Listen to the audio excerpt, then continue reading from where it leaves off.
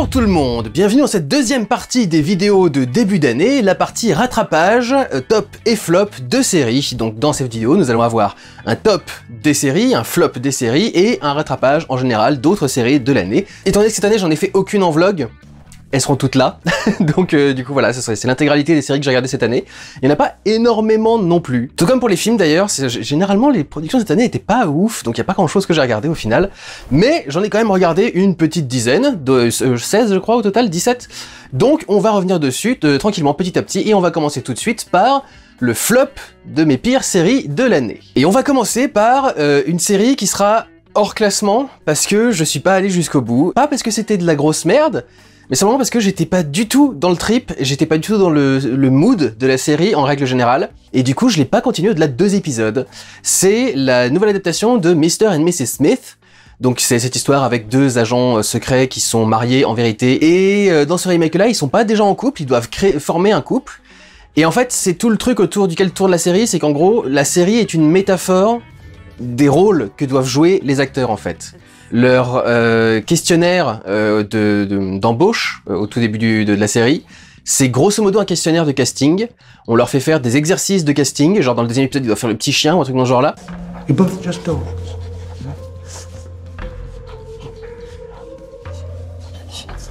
Et la question c'est jusqu'où vous êtes prêt à aller dans votre rôle en fait. Est-ce que vous êtes prêt à vivre votre rôle, à incarner votre rôle jusqu'au bout, y compris donc du coup dans la relation amoureuse.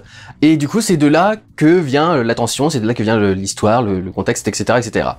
Et vraiment honnêtement, au bout de 2 épisodes, je me faisais tellement chier devant la série que j'ai pas continué, mais j'irais pas dire que c'est une mauvaise série non plus.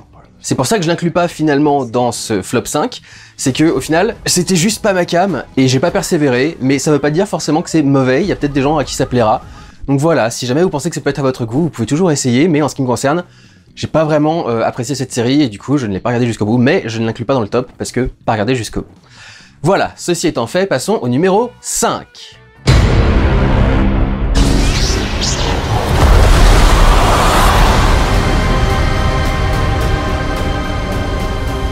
Alors pour être tout à fait honnête, ça m'ennuie un petit peu qu'ils finissent par se retrouver dans les flops parce que je voulais pas vraiment mettre The Acolyte dans les flops. C'est une série que je trouve extrêmement moyenne, mais pas jusqu'à la mettre dans les mauvaises séries. Le truc c'est qu'en fait j'ai un système de classement, je vous l'ai déjà expliqué il y a quelques temps, en fait je note les films en fonction de mots plutôt que de notes en fait. Le plus haut c'est génial, donc c'est genre chef-d'œuvre qui va t'accompagner toute ta vie quoi.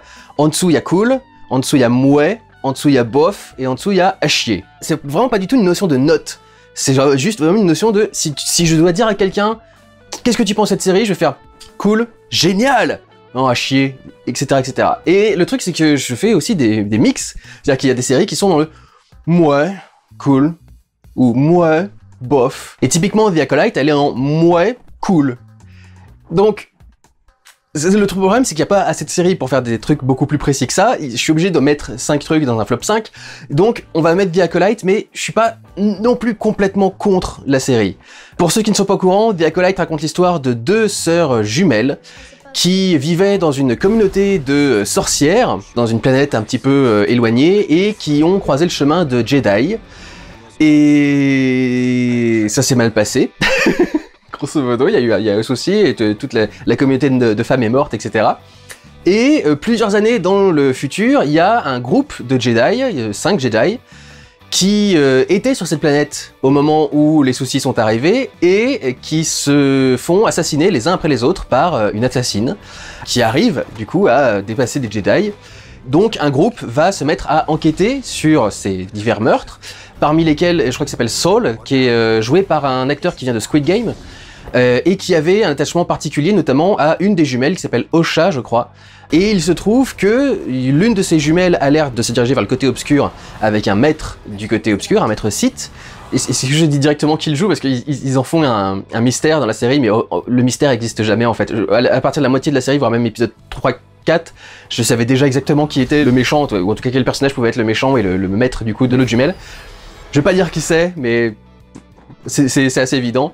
Et Osha pour le coup est avec Saul, donc elle se dirige vers les Jedi et va enquêter sur l'histoire, ce qui va permettre de découvrir ce qui s'est passé réellement à l'époque, etc.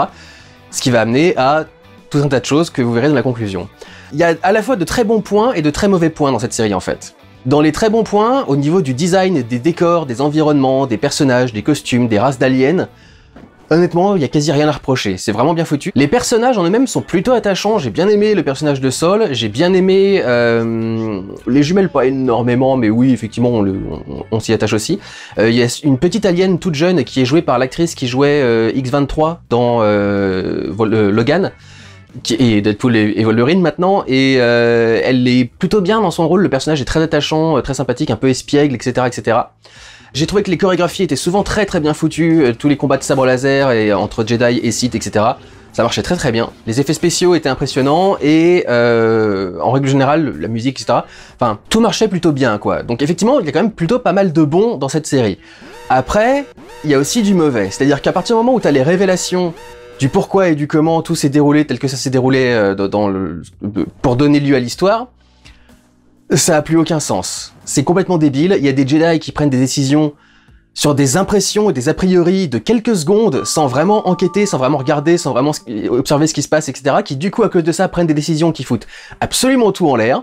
Il y a des trucs qui sont complètement incohérents, genre des châteaux de pierre qui prennent feu, alors qu'il n'y a pas de tenture ou quoi que ce soit à l'intérieur, c'est vraiment juste du métal et de la pierre, mais ça prend feu quand même. Je crois qu'il y a de l'essence ou un truc genre là, un liquide qui prend feu à un moment, mais il n'y en a pas assez pour foutre le feu à absolument tout le truc, donc c'est complètement con. Il y a une Jedi qui est jouée par Carrie-Anne Moss qui tue 50 femmes d'un coup, juste en relâchant sa prise, alors que c'est des personnes qui sont censées être super puissantes, censées être une confrérie de sorcières qui réunies, sont vachement puissantes, elles arrêtent pas de parler de the power of many, le pouvoir de la multiplicité.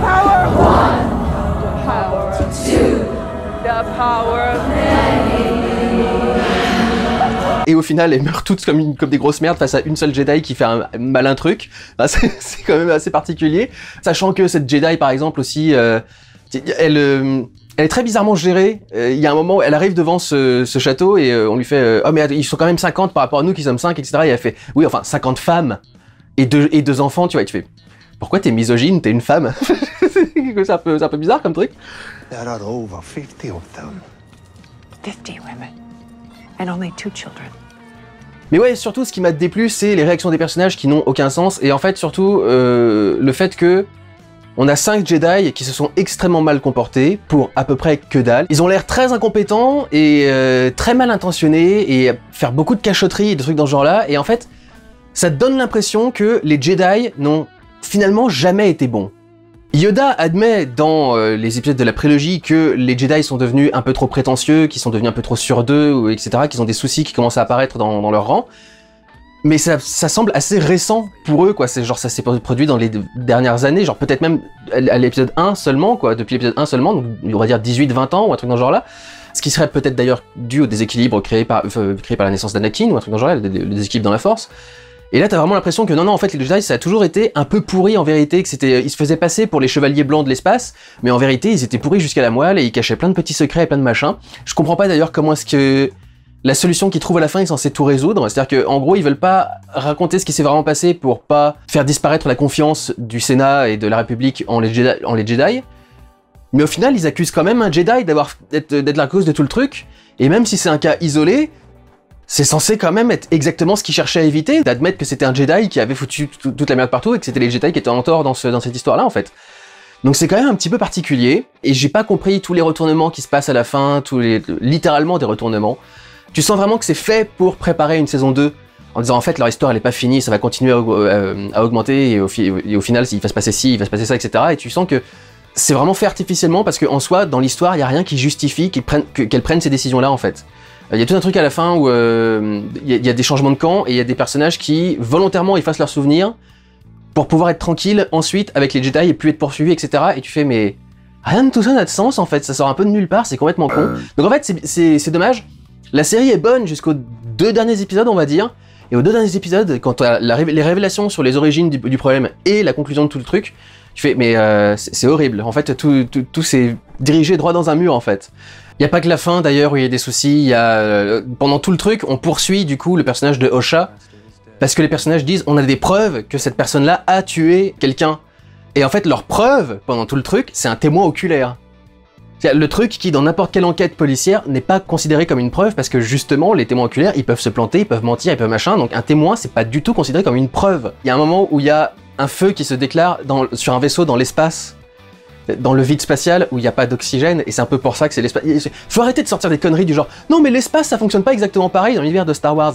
C'est l'excuse la plus stupide et puérile, infantile que j'ai jamais vu de ma vie, quoi. C'est vraiment que c'est comment essayer de s'aveugler le plus possible pour ne pas voir qu'il y a des défauts. Non, c'est complètement con. L'espace, ça fonctionne pas comme ça. Tu ne peux pas avoir de feu dans l'espace parce qu'un feu a besoin d'oxygène pour se nourrir.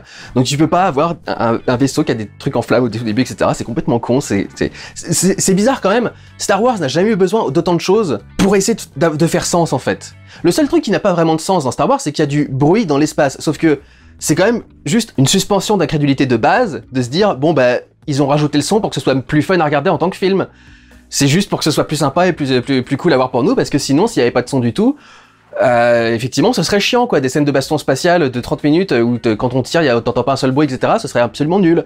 Donc oui, t'admets que ils ont mis du son dans l'espace, comme des centaines et des milliers de films, avant qu'on en arrive à ce que les gens soient conscients qu'effectivement dans le son il doit pas y avoir, enfin dans l'espace il doit pas y avoir de son, etc., etc. Et encore, on le fait encore aujourd'hui, hein. Il y a encore des combats spatiaux aujourd'hui où il y a des vaisseaux qui se tirent dessus et ça fait alors que ça devrait pas dans l'espace.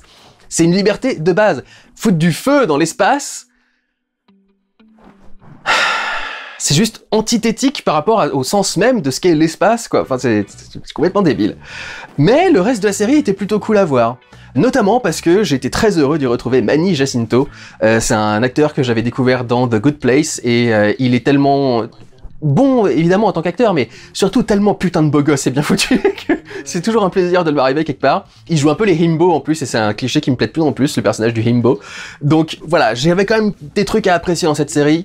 C'était pas que de la merde et c'est pour ça que je suis un petit peu déçu de la mettre en flop, mais effectivement, dans l'ensemble des séries que j'ai mises, ouais, il y a beaucoup de défauts qui font que ça finit par se retrouver au final quand même dans les flops, mais je vous encouragerais quand même à le regarder éventuellement. Il y a des trucs qui sont plutôt intéressants. C'est pas essentiel à voir, hein. De toute façon, aucune des séries Star Wars n'est essentielle à voir, mais si vous êtes en manque de Star Wars et que vous avez envie de regarder, vous pouvez essayer. J'entends de bonnes choses sur Skeleton Crew aussi, mais j'ai absolument aucune envie de le voir en fait. Le Star Wars version enfant qui démarre dans la banlieue à l'américaine, mais dans l'espace de Star Wars, etc. Je comprends pas le délire et je comprends pas le projet. Je trouve ça bizarrement foutu et donc j'ai pas envie de le regarder.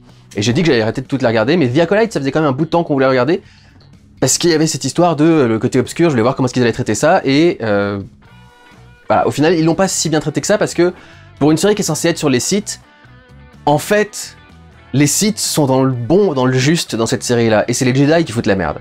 Donc au final, t'es pas vraiment dans une série qui est du côté des méchants. Bon voilà. La série a quand même raté certains trucs qu'elle a essayé de faire, mais c'est pas une plantade totale, vous pouvez toujours essayer si jamais vous avez envie de vous faire votre petit shoot de Star Wars. Suivant, numéro 4. I want my prize! Follow me, my friend, to glory and Agatha All Along, pareil, je regrette un petit peu qu'il se retrouve dans les flops parce que je l'ai pas tant détesté que ça non plus comme série. Je trouve que c'est assez génial de la part de Marvel d'avoir développé une série pour des mamans, en gros. Tous les personnages principaux sont à l'âge d'être des mamans, voire même des mamies pour certains des personnages. Il y a Mrs. Hart qui revient du coup de WandaVision, qui s'appelle pas Mrs. Hart, mais je me rappelle plus de son vrai nom. Elles viennent toutes d'époques, genre années 70, années 80, etc. Donc des personnes qui ont aujourd'hui 40, 50 ans et qui, du coup, sont des mamans.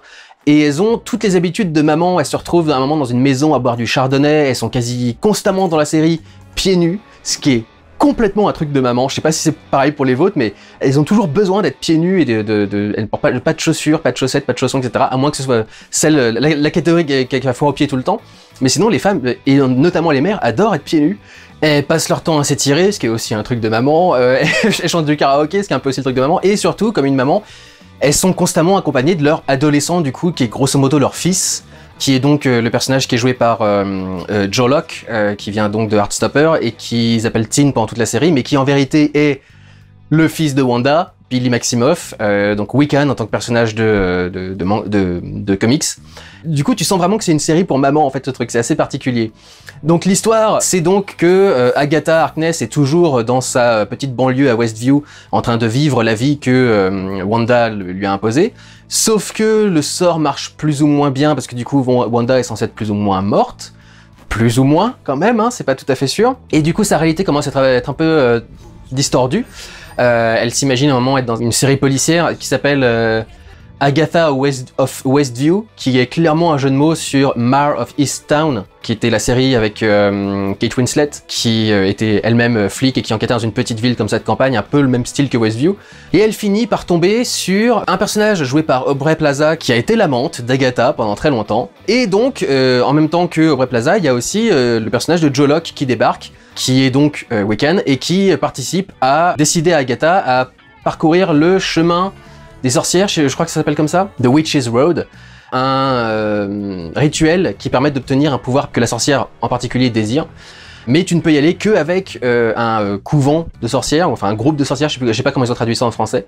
Donc ils doivent s'en créer un et parcourir cette fameuse route des sorcières pour essayer d'obtenir ce que chacune désire, ou en tout cas pour celles qui arriveront jusqu'au bout, puisque certaines épreuves vont du coup tuer certains des personnages. Honnêtement, j'ai un peu le même souci qu'avec The Acolyte, c'est-à-dire que c'était très bien pendant tout un moment, il y a plusieurs trucs qui sont très très cool, il y a plusieurs décors qui sont intéressants, il y a des jeux sur le ratio, il y a des racines luisantes dans la forêt, et des trucs dans ce genre-là, il y a toute la chanson autour de Witch's Road qui est vachement bonne. Down, down, down the road, down the Witch's Road. Plutôt cool et tout, à chaque fois qu'il la chantait, c'était une scène qui marchait plutôt bien. Beaucoup des épisodes, du coup, essayent d'évoquer des trucs différents, genre les années 80, où il y a un moment où on rentre dans un appartement qui est vraiment pur années 70, où on se met à voir du split screen avec des lumières qui sont rouges d'un côté de la pièce, bleues de l'autre, du coup en split screen ça fait rouge, bleu, rouge sur le split screen, etc. Et on va avoir du coup des split screens pendant les performances, etc. Ce qui est à nouveau très années 70. Donc tu vois qu'il y a une évocation du coup du passé de chacun des personnages et de différentes époques, de différentes choses. On a un côté plus rock, on a un côté plus maison de banlieue, on a etc. etc. Il y a des mystères qui avancent petit à petit, les personnages jouent plutôt bien. Catherine Hahn est très mauvaise, je trouve, quand elle doit jouer la flic, où elle en fait 10 fois trop. Et tu dis, non, faudrait aller un tout petit peu plus bas quand même. Mais dans la plupart des cas, elle joue quand même plutôt bien et exactement ce qu'il faut qu'elle joue. Mais quand t'arrives à la fin, tout s'enchaîne extrêmement vite.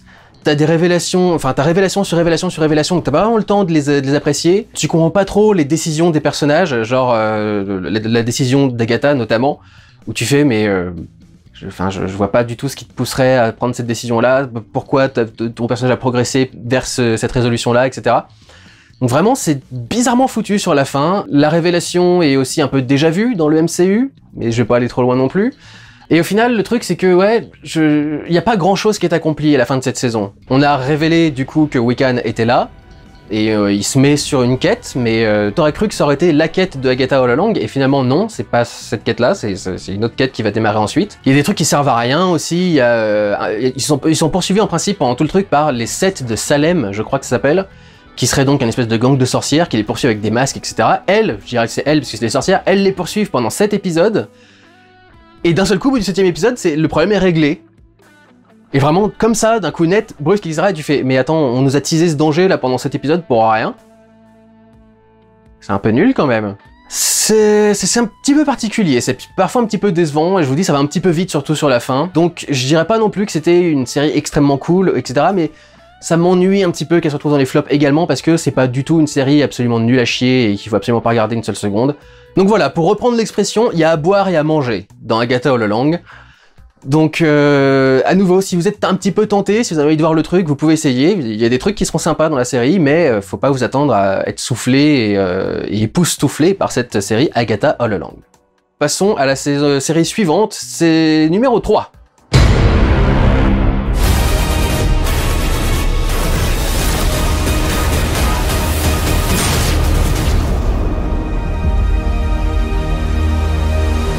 Star Trek Discovery saison 5 et donc dernière saison de cet horrible reboot de Star Trek.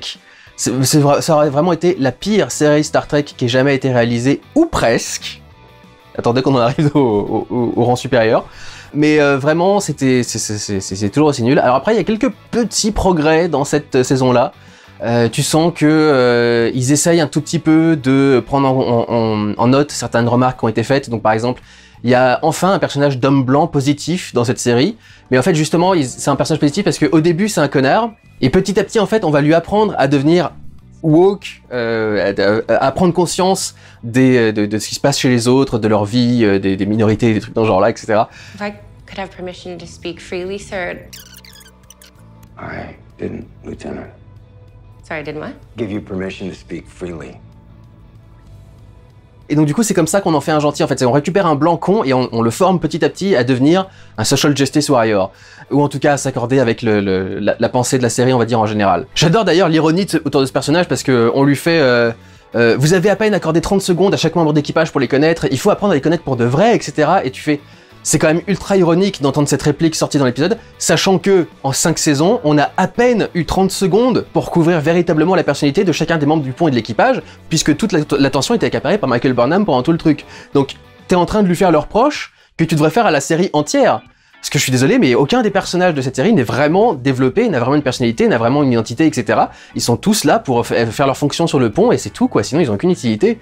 Éventuellement, je dirais que Tilly est le personnage qui est le plus développé, en dehors de Michael Burnham. Principalement parce qu'elle chouine tout le temps et je comprends jamais ses décisions. C'est non, en fait, je vais aller partir être prof à l'académie. Non, puis finalement, je vais revenir faire machin, etc. Tu fais ces décisions, elles ont aucun sens. T'as l'impression que c'est vraiment là pour qu'on s'en débarrasse ou qu'on l'ajoute dans le scénario au gré de ce qui nous arrange. Et sinon, c'est tout quoi. Enfin bon, bref. J'ai bien aimé le fait que le problème soit lié à une histoire qui vient de The Next Generation. Mais encore une fois, la série va 10 000 fois trop loin et t'as le destin de l'univers entier qui repose entre les mains de, j'allais dire de l'équipage, mais de Michael Burnham, puisqu'encore une fois, Michael Burnham est Dieu. D'ailleurs, Michael Burnham rencontre Dieu dans cette série. Grosso modo, hein, en termes de science-fiction, elle rencontre Dieu. Et c'est elle qui décide du sort de l'humanité et elle fait un choix d'ailleurs complètement absurde. En gros, ils sont en train de poursuivre un objet qui va créer la vie. Et qui aurait créé la vie dans l'univers il y a des années, et je crois que tout le truc c'est que pour créer la vie, elle doit en détruire d'autres qui existent déjà, et que c'est tout un cycle qui se répète. Et en gros, eux ils débarquent et ils font oui mais non, en fait nous ça nous plaît pas qu'il y ait un cycle, qu'il y ait un machin, etc. Donc en fait on va détruire la machine qui donne la vie, et tu fais... pourriez au moins l'enfermer quelque part ou faire un truc, attendre que du coup vous soyez à bout de force et que y ait plus personne dans la galaxie, etc. Et à ce moment-là vous démarrez le truc pour relancer la vie, mais vous décidez en gros d'arrêter la production de vie dans l'univers en fait. Il y aura plus de nouvelles vies créées dans l'univers à cause de ce truc-là. Mais bravo, puisque c'est Burnham qui a pris la décision. Tu fais ah, putain de merde.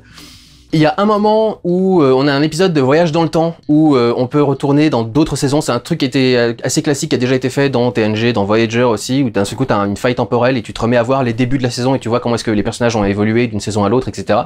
Dans ce passage-là, aucun personnage ne pose de problème à Michael Burnham dans le passé, sauf Michael Burnham elle-même.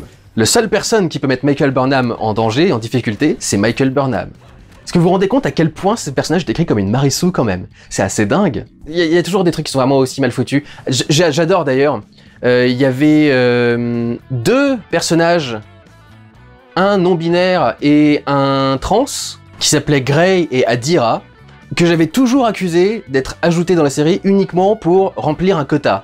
Et dire, ça y est, on a enfin un personnage trans, un personnage non-binaire, un personnage machin, etc., qui va nous dire mes pronoms sont machin, etc. Et pour prouver à quel point ces personnages sont là uniquement pour ça, parce que c'était sujet de contentieux à l'époque, il y a des gens qui disaient mais non, pourquoi comment vous osez affirmer qu'ils sont là que pour représenter leur machin, etc. C'est des vrais personnages qui ont une histoire à raconter, etc. Ils ont tellement aucune histoire à raconter avec ces personnages, que maintenant qu'ils ont présenté qu'ils étaient non-binaires et trans, en fait ils ont plus rien à raconter avec eux, donc maintenant ils se séparent, et il y en a un des deux qui disparaît, et l'autre qui devient juste un membre de l'équipage comme un autre, lambda, qui disparaît derrière Michael Burnham comme tous les autres. Ils avaient plus rien à raconter sur eux, donc du coup maintenant ils partent chacun de leur côté. Et ils sont là dans quasi aucun épisode. Et tu fais, je suis désolé, mais s'il y a bien un truc qui prouve quand même que c'est un peu écrit avec le cul, et uniquement avec des idéologies politiques à vendre plus que des histoires à raconter, c'est quand même un peu la preuve quoi. Clairement, ils avaient pas d'histoire à raconter avec ces 2 personnages-là. Ils sont arrivés au bout en à peine une saison, et ensuite fini, on s'en débarrasse parce qu'on sait plus quoi faire. L'histoire globale de la saison est malgré tout pas très intéressante. On est donc à la poursuite de ce truc, cette espèce de Graal qui donne la vie et qui la supprime, etc., etc., mais les personnes qui la pourchassent sont juste 2 bandits lambda, en fait, et tout le monde est en train de faire « Attention, faut surtout pas qu'ils le récupèrent, etc. » Ouais, enfin, les personnes qui essaient de le récupérer, ils ont pas l'air très menaçantes, j'ai l'impression qu'elles sauraient pas quoi faire avec le truc s'ils l'avaient en face d'eux, ce serait... Je vois pas quel est le danger, en fait. Et d'ailleurs, pour obtenir ce truc, t'as tout un tas d'épreuves, pour obtenir des clés, pour obtenir l'objet lui-même, pour obtenir des indices, etc. J'adore parce que les épreuves, c'est... Il faut que du coup tu sois en paix avec toi-même, il faut que tu aies réconcilié tes propres démons et tes trucs dans ce genre-là, que tu fais mais...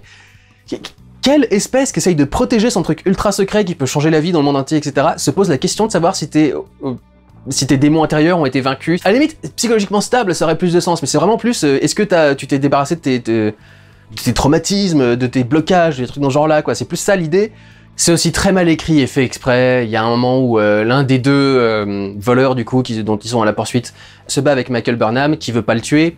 Et comme par hasard, il y a un moment, il va faire un faux mouvement, il va se planter son propre couteau dans le torse, etc. juste pour augmenter l'animosité avec l'autre membre du duo de voleurs. Et encore, c'est même pas si pertinent que ça au final dans l'avancée de l'histoire. Pareil, dans l'écriture de merde, il y a un moment où ils sont face à des soldats qui ont une armure intégrale et ils les battent en leur coupant des tuyaux qui sont dans leur tenue en fait. Et il y a un gaz qui sort et les personnages tombent dans les pommes, etc. Et tu fais, mais ils ont pas ces tenues-là pour se protéger de l'atmosphère, par exemple, de la pièce, ou pour pouvoir respirer, c'est juste une armure en fait. C'est pas une combinaison spatiale pour pouvoir respirer dans un autre environnement, etc. C'est juste une armure en fait, de soldats. Il y a aucune raison que leur arracher le tuyau, ça les fasse tomber dans les pommes et tout, enfin bon bref. Et pour dire à quel point, parce que maintenant du coup c'est fini, on n'en reparlera plus de Star Trek Discovery, pour dire à quel point Star Trek Discovery n'a jamais compris ce qu'était Star Trek, il y a tout un moment dans un épisode où les personnages se retrouvent, grosso modo, là où le Big Bang a eu lieu, ou en tout cas pas loin de là où le Big Bang a eu lieu, et ils se retrouvent devant deux trous noirs primordiaux. C'est parmi les premiers trous noirs qui ont été formés dans l'histoire de l'univers. Ils finissent par réussir à s'en extirper, grosso modo juste en poussant les moteurs à fond, hein, pas grand chose d'extraordinaire. Ils finissent par avoir un petit moment de pause quand ils sortent des trous noirs. Et je me suis dit, ah, on va quand même avoir un petit moment de pause avec les personnages qui sont... Oh mon dieu, vous vous rendez compte, on est devant l'histoire, quoi. On est devant les premiers trous noirs, quand même. La création de l'univers a eu lieu là, quoi. Et non, les personnages, ils sont... Hey, drinks on me tonight. It's tonight somewhere. Do we have to wait? Et tu fais, mais les gars, dans Star Trek, tu te retrouves devant un trou noir primordial, même si les personnages sont à deux doigts de crever, il y a un moment où t'as Jean-Luc Picard ou Catherine Janeway, parce que c'est les deux qui vraiment voyagent dans la galaxie, qui vont s'arrêter, qui vont faire, vous vous rendez compte, on est devant l'histoire, etc. Ce que je vous ai dit juste avant, quoi. Cette sensation d'émerveillement par l'espace et par ce que peut donner l'espèce humaine, et à mon sens, ce qui est complètement absent de Star Trek Discovery, et ce pourquoi ils ont jamais compris ce qu'était Star Trek, en fait. Donc du coup, voilà, c'était tout aussi mauvais que ça l'a toujours été, un petit peu mieux, mais toujours aussi mauvais que ça l'a toujours été, et je suis bien content que ce soit enfin terminé. Donc voilà. Passons à la suivante, numéro 2.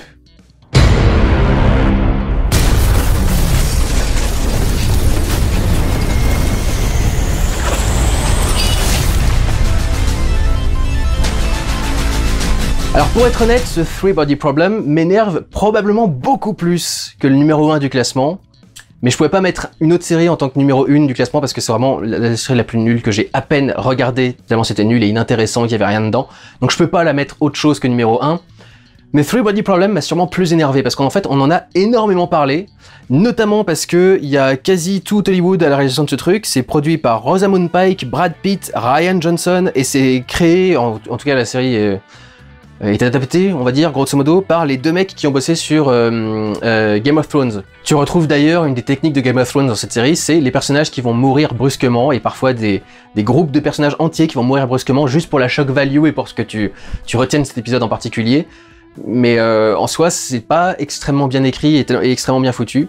C'est une histoire qui se déroule à peu près à notre époque, où d'un seul coup, toutes les lois de la science sont en train de ne plus fonctionner. Et c'est à cause d'extraterrestres qui sont en route vers la Terre pour nous envahir. Et on doit essayer du coup de trouver un moyen de se défendre. Et donc en fait on a plusieurs groupes qui sont en train d'essayer de gérer ce problème. On a des scientifiques qui sont en train d'essayer de lutter contre. On a des scientifiques qui ont trahi et qui sont en train d'essayer d'aider l'extraterrestre, avec notamment tout un groupe et une secte. Tout le monde du coup va essayer de découvrir ce qui se passe, de comprendre ce qui se passe et essayer d'élaborer un plan contre ces aliens, ce qui est très particulier parce que comment tu développes un plan quand tu as des aliens qui ont envoyé des micro-ordinateurs qui vont observer absolument tout ce qui se passe. Ils ont envoyé sur la Terre 2 ordinateurs quantiques qui interfèrent en fait avec toutes les expériences scientifiques pour que la science n'ait plus aucun sens. Ce que je trouve très particulier, comment est-ce que juste 2 petits micro-ordinateurs peuvent déranger les expériences sur le monde entier en même temps, etc. C'est des trucs un peu bizarres. Bon après c'est quantique, peut-être qu'ils peuvent se téléporter comme ils veulent, etc. Ils peuvent être à plusieurs endroits en même temps, mais c'est vraiment bizarrement foutu. Il y a tout un tas de trucs en fait autour de la science et de l'intellect et du savoir, etc. Sauf que c'est une série qui est écrite un petit peu par des cons. Et il y a plusieurs trucs qui font un peu esbrouf, qui sont très visuels, mais qui en soi ne marchent pas vraiment. Typiquement, il y a tout un truc autour de la question scientifique du problème à 3 corps, donc qui donne son nom à la série. Le problème à 3 corps, c'est qu'en fait, on sait comment interagissent 2 objets l'un avec l'autre dans l'espace, avec la gravité, avec machin, etc. Comment est-ce qu'ils s'attirent, se rejettent, etc. Mais en fait, à partir du moment où on rajoute un 3e corps dans le truc, nos calculs deviennent plus compliqués, on arrive moins à comprendre comment est-ce que tel objet va influencer sur tel objet, dans des circonstances très précises, c'est-à-dire genre par exemple avec 3 objets de masse et de taille égale, ou un truc dans ce genre-là, surtout de masse, parce que c'est plus important que la taille. Et en fait, c'est un problème théorique, le problème à 3 corps. C'est un problème de théorie mathématique. Si on a 3 corps avec les mêmes paramètres exactement, la même masse, etc., on va pouvoir décrire leurs orbites dans un premier temps, mais au bout d'un moment, on va plus comprendre comment est-ce qu'elles s'interfèrent les unes avec les autres, et du coup, on estime que c'est instable et qu'il y a un objet qui va se faire expulser à un moment ou à un autre pour revenir à 2 corps, parce que on sait pas calculer au-delà de ça. Et il me semble, je dis peut-être une connerie, hein, mais il me semble que c'est purement théorique. C'est pas un problème concret. Il y a des tonnes de systèmes solaires dans l'espace qui ont 2 soleils, 3 soleils, 4 soleils, 5 soleils, etc. Mais ils ont créé tout un truc comme quoi la civilisation extraterrestre vivait autour de 3 soleils qui étaient de masse parfaitement égale et qui du coup partaient dans tous les sens. Et donc ils avaient des saisons qui n'avaient aucun sens, et d'un seul coup il faisait froid pendant 10 000 ans, puis d'un seul coup il faisait super chaud pendant 50 ans, puis ensuite ça changeait, etc. Et du coup c'était ultra instable, et du coup à cause de ça ils veulent quitter leur planète pour aller sur la Terre. Et tu sais, si vous avez déjà atteint les niveaux de technologie qui vous mettent de penser à un voyage intergalactique, parce que je crois qu'ils sont même pas dans la galaxie à nous, pour rejoindre une autre planète, etc., est-ce que vraiment ça pose autant de problèmes que vos soleils soient instables et soient machin, etc. J'ai vraiment pas l'impression que ce soit si compliqué, enfin que ce soit si atroce que ça. Et surtout, c'est des mecs du coup qui prennent comme concret, comme vrai, un problème purement théorique. Ils font comme si ça existait pour de vrai, que c'était pas juste un truc théorique, etc. Bon, voilà, bref, c'était déjà un truc qui m'a énervé. Il y a aussi plusieurs trucs où tu comprends pas trop à quoi ça sert jusqu'à la fin. Et encore, même à la fin, étant donné qu'il y a un personnage notamment qui sert absolument à rien, à part avoir un cancer et du coup être quelque chose de dramatique à rajouter dans l'histoire. Et en fait, t'as vraiment l'impression qu'il sert à rien d'autre qu'à avoir son cancer et du coup à faire pleurer tous les autres membres du casting pendant tout le truc. Jusqu'aux derniers épisodes où ils vont trouver un truc à lui faire faire. Et en fin de compte, même ça marche pas. Et du coup, le personnage a vraiment servi à rien. Et tu fais, mais du coup, il servait à quoi ce personnage? Pourquoi est-ce qu'on l'a ajouté? Est-ce que c'est si important que ça de l'avoir? La mission qu'ils étaient en train de faire pouvait pas juste rater sans qu'on ait besoin forcément de suivre le personnage pendant tout le truc. Est-ce que c'était pas du remplissage un petit peu comme histoire? Même chose d'ailleurs, le groupe d'ésotériques de la secte, etc., qui veut aider les extraterrestres à débarquer chez nous. T'as vraiment l'impression qu'ils ont servi à rien, parce que... Alors, je sais pas, excusez-moi, faut que je dise un truc vite fait. Ils sont en contact du coup avec les aliens, et ça fait genre 40 ou 50 ans qu'ils sont en train de préparer leur arrivée. La série démarre pendant la révolution maoïste en Chine, avec des scientifiques qui du coup sont... punis pour s'élever contre la toute-puissance du pouvoir en place. Et donc il y a un groupe qui parle depuis quasi 40-50 ans avec les extraterrestres. Mais en 40 ou 50 ans, les extraterrestres découvrent seulement maintenant qu'il arrive parfois aux humains de mentir. Et à cause de leur découverte de ce concept révolutionnaire pour eux, parce qu'apparemment chez eux il n'y a pas de mensonge, du coup ils font plus du tout confiance aux humains et ils coupent le contact avec le groupe de la secte. Et tu fais... C'est absolument débile. En 50 ans, ils ont jamais été confrontés une seule fois à un mensonge ou juste enrober la réalité. Tu fais, quelle espèce peut fonctionner sans ne jamais mentir? Il y a des moments où t'es un peu obligé de mentir quand même. Il y a des trucs où tu veux pas faire autrement. Ce concept de l'espèce qui ne sait pas mentir et qui découvre qu'on peut mentir au bout de 50 ans à parler avec nous quotidiennement quasi.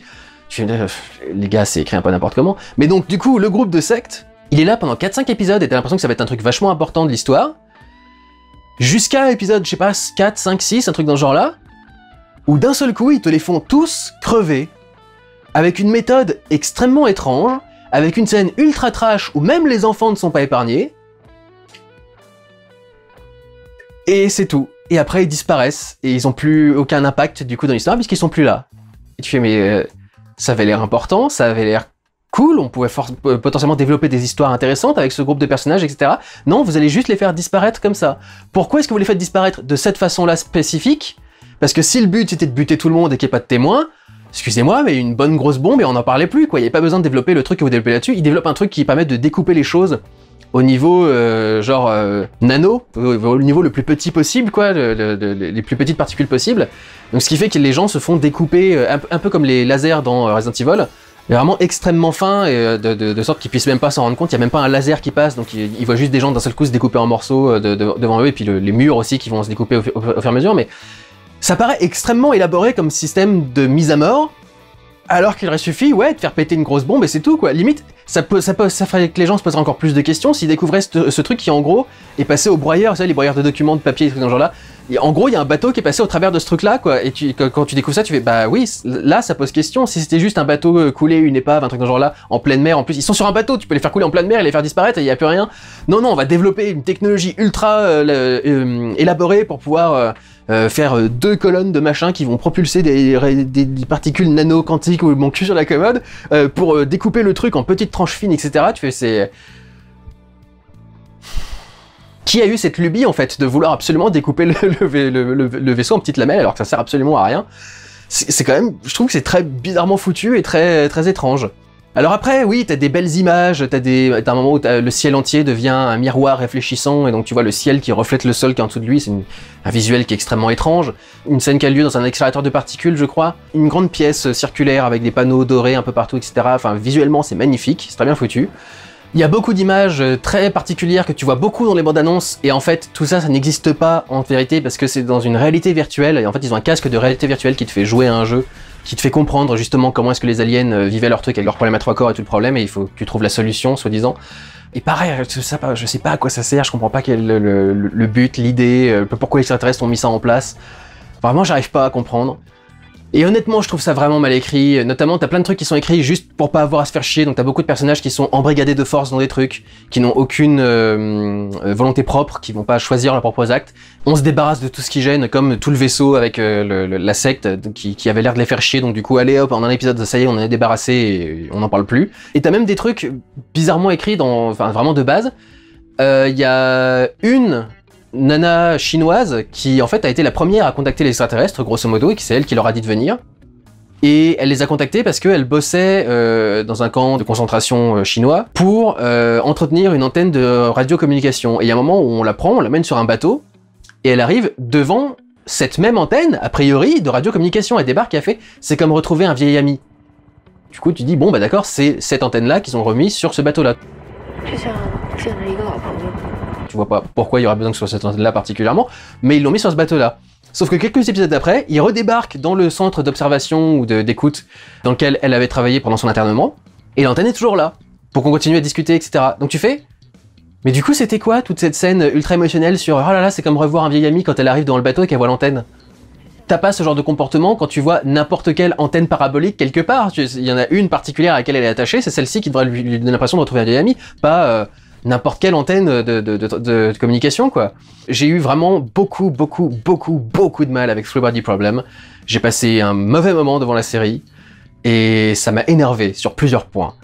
Donc voilà, vraiment ça, c'est l'une des séries qui m'a le plus déplu de l'année, mais c'était pas la série la plus nulle que j'ai regardée. La série la plus nulle ne m'a pas spécialement énervé, mais c'est parce qu'en fait, au point où on en est avec cette série, je suis insensible. Donc, allons-y. Ma pire série de l'année, numéro 1...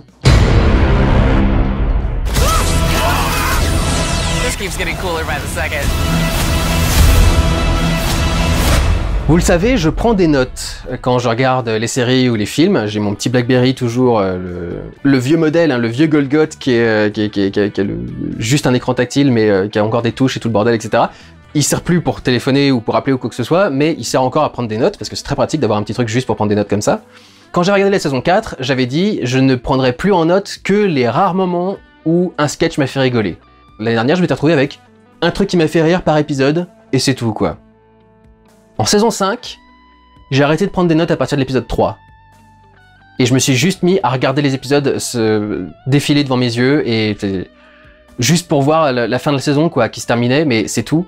Je n'ai pas ri, je n'ai pas soufflé du nez, je n'ai pas eu quoi que ce soit. Cette série m'a laissé de marbre. Et donc pour cette raison, par définition, c'est la pire série que j'ai vue cette année, parce que au moins Three Body Problem a provoqué une réaction émotionnelle chez moi. Là, j'étais juste complètement anesthésié devant cette série. Je la regardais parce que je suis un fan de Star Trek et je regarde un peu tout ce qui sort de Star Trek. J'ai enfin rattrapé Deep Space Nine d'ailleurs cette année, qui est vraiment aussi nul à chier que je l'ai toujours cru et qui est l'antithèse complète de ce qui est censé être Star Trek de A à Z. Star Trek est censé être l'espoir que les choses aillent mieux.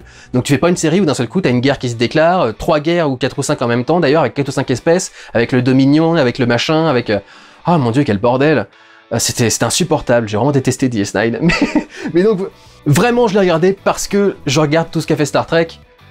Mais c'est la seule et unique raison, et j'étais tellement amorphe devant le truc. Je comprends pas comment est-ce qu'il peut y avoir des fans de cette série. Alors je peux comprendre plus ou moins. La série en fait accomplit des vieux rêves de fans du fait que ce soit une parodie qui peut se permettre de faire des trucs un petit peu particuliers. Alors, elle est censée toujours être inclue dans la timeline de base, mais il y a tout un truc d'univers parallèle en final dans cette saison-là, donc peut-être qu'au final c'est pas vraiment dans le même univers que tout le reste, mais il y a quand même eu un épisode de crossover avec Strange New Worlds, donc ça fait quand même très particulier, mais peut-être que le portail est envoyé vers une autre dimension, pas juste vers un futur, etc. Bref, peu importe, c'est vraiment le truc de nerd. Mais du coup, dans un épisode, ils arrivent à retrouver, c'est intéressant parce que je viens de parler de Deep Space Nine, ils arrivent à retrouver deux personnages de Deep Space Nine qui sont Garek et le docteur Bashir, qui sont des personnages qui, à la base, notamment pour les acteurs, ont été joués comme étant deux personnages homosexuels ou bisexuels, avec des choix de jeu très très clairs de la part notamment de Garek, qui a fait un personnage qui était très efféminé, qui était un peu une reine, une queen, à chaque fois qu'il parlait. Donc du coup, tu voyais très clairement vers quoi il se dirigeait dans ses intentions de jeu avec ce personnage-là. Would you care for some of this Tarkalian tea? It's very good. What a thoughtful young man. How nice that we've met. Et tous les deux voulaient avoir cette histoire-là, ils en ont parlé ensemble, ils l'ont proposé au scénariste. Le problème, c'est qu'il y avait un des producteurs à cette époque-là qui voulait absolument pas aborder l'homosexualité dans Star Trek, parce qu'il pensait que ça les ferait cancel par les chaînes et tout. Et du coup, ça s'est jamais fait, mais là, dans Lower Decks, il y a un moment où tu trouves Garek et Bashir, et leur dimension alternative, c'est justement la dimension où là ils sont sortis ensemble. Et donc tu accomplis ce vieux désir de fans, ce shipping de fans entre les deux personnages qui sont enfin, ça y est, un couple gay dans un truc, etc. Donc je crois que c'est pour ça en fait qu'il y a des gens qui aiment bien Lower Decks, c'est parce que dans toutes leurs parodies et leurs évocations d'autres trucs, d'autres épisodes, ils essayent d'apporter à des fans des trucs qu'ils ont voulu voir à certains moments. Mais je trouve que c'est une raison quand même très basique pour aimer la série, c'est quand même pas drôle de base, c'est censé être une série parodique et comique, et ça n'est pas drôle, ça m'a pas fait rire une seule fois, il y a vraiment pas de truc rigolo dans ce truc-là. Et du coup, vraiment je comprends pas comment ça a pu tenir au moins 5 ans. Ça et Discovery d'ailleurs, c'est vraiment parce qu'ils avaient pognon illimité, ce qui se voit dans les dans le budget et dans le visuel des séries, mais c'est vraiment parce qu'ils avaient des moyens illimités pour faire la série et faire ce qu'ils voulaient, mais... il n'y a aucune raison ces trucs-là n'auraient jamais... Quand tu penses que Enterprise n'a pas pu dépasser la saison 4, et là ils ont réussi à aller à la saison 3, à la saison 5 pour ces deux séries-là qui sont infiniment pires que ce qu'était Star Trek Enterprise à l'époque, c'est à te dégoûter d'être fan de Star Trek en fait. Lower Decks, c'était probablement la pire chose qui ait jamais été faite dans Star Trek parce que c'est tellement mauvais que ça ne provoque même pas une réaction émotionnelle au final. Faut le faire quand même. Voilà, ça c'était donc mon flop 5 des pires séries de l'année, et nous allons maintenant revenir sur 6 séries que j'ai regardées dans l'année, sur lesquelles je vais revenir assez rapidement tout de même, mais sur lesquelles je vais revenir pour vous dire si je vous conseille de les regarder ou pas, et a priori, elles sont toutes dans les moyens, voire moyens bons, donc je vous conseille à peu près de toutes les regarder. On va donc commencer dans l'ordre alphabétique avec Constellation, qui était une série Apple, avec Noomi Rapace de Prometheus, qui joue une astronaute qui se retrouve sur la Station Spatiale Internationale. Une catastrophe se produit pendant une expérience un peu particulière, et quand elle revient sur Terre, elle se rend compte que sa vie n'est pas exactement la même. Quand elle revient, elle est dans une dimension parallèle où il s'est pas passé exactement tout ce qui aurait dû se passer, et elle se retrouve avec une vie de famille qui n'est pas celle qu'elle avait à la base. Notamment, il me semble qu'elle voulait se séparer de son mec, et quand elle revient, elle est dans un couple où tout va très bien, et ils ont jamais parlé de se séparer, etc., etc. Donc elle doit comprendre comment, pourquoi, et si elle peut rentrer chez elle. Et en fait, pendant toute la série, on va revenir là-dessus, on va revenir sur, tu vois, si t'avais vécu ta vie différemment, peut-être que si t'avais pris ce choix-là, il se serait passé ça, et en fait, en les comparant, on se rend compte que chaque réalité qui découle d'un choix a ses avantages et ses inconvénients. Il y a des trucs qui sont graves dans les deux cas, il y a des trucs qui sont positifs dans les deux cas, il y a des choses à en prendre, il y a des choses qu'on aurait préféré éviter dans toutes les situations, en fait. Et c'est un petit peu ça, du coup, le thème de base de l'histoire. Donc il y a un côté très science-fiction, mais il y a aussi un gros côté analyse de personnages et centré sur leur histoire véritablement. Ce qui fait que la série est assez intéressante à regarder, visuellement c'est très bien foutu. C'est en plus une coproduction avec la France, c'est États-Unis, Royaume-Uni, France. C'est vraiment sympa, il y a plus de mystères qui sont introduits encore un petit peu après. Parce que pour moi, c'est vraiment une série à la Dark, qui était sortie sur Netflix. À ceci près que tu sens que les choses étaient censées être finies en saison 1, et qu'il y a un teasing un peu forcé pour faire une saison 2 ensuite. C'est un peu dommage, d'autant plus que la série a été annulée, la saison 2 en tout cas a été annulée, il n'y aura pas d'autres saisons, il n'y aura que celle-ci. Du coup, vous pouvez la regarder en y voyant une histoire complète, avec juste peut-être une fin ouverte. Donc je suis assez déçu du coup que la série se fasse arrêter, mais Vous pouvez passer un bon moment devant la série quand même, donc voilà, si vous avez toujours envie d'essayer un petit truc à la fois SF, psychologie, etc., etc., vous pouvez toujours essayer. Ensuite, nous avons une nouvelle série Marvel qui s'appelle Echo, qui était sortie au tout début de l'année en janvier. Une série qui s'est fait un petit peu arracher la gueule par la foule anti-woke, parce qu'elle présente à la fois une héroïne, mais non seulement c'est une héroïne, mais en plus elle est native américaine, et muette, et sourde il me semble, et elle a une jambe artificielle. Donc c'est vraiment une sorte de concentré de diversité en un seul personnage comme truc. J'ai entendu pas mal de critiques par rapport au fait que l'actrice était très... tirait un peu tout le temps la gueule. Je suis pas tout à fait d'accord, c'est-à-dire que oui effectivement elle tire un peu la gueule, mais en fait elle ne sourit que quand vraiment il y a une raison de sourire en fait.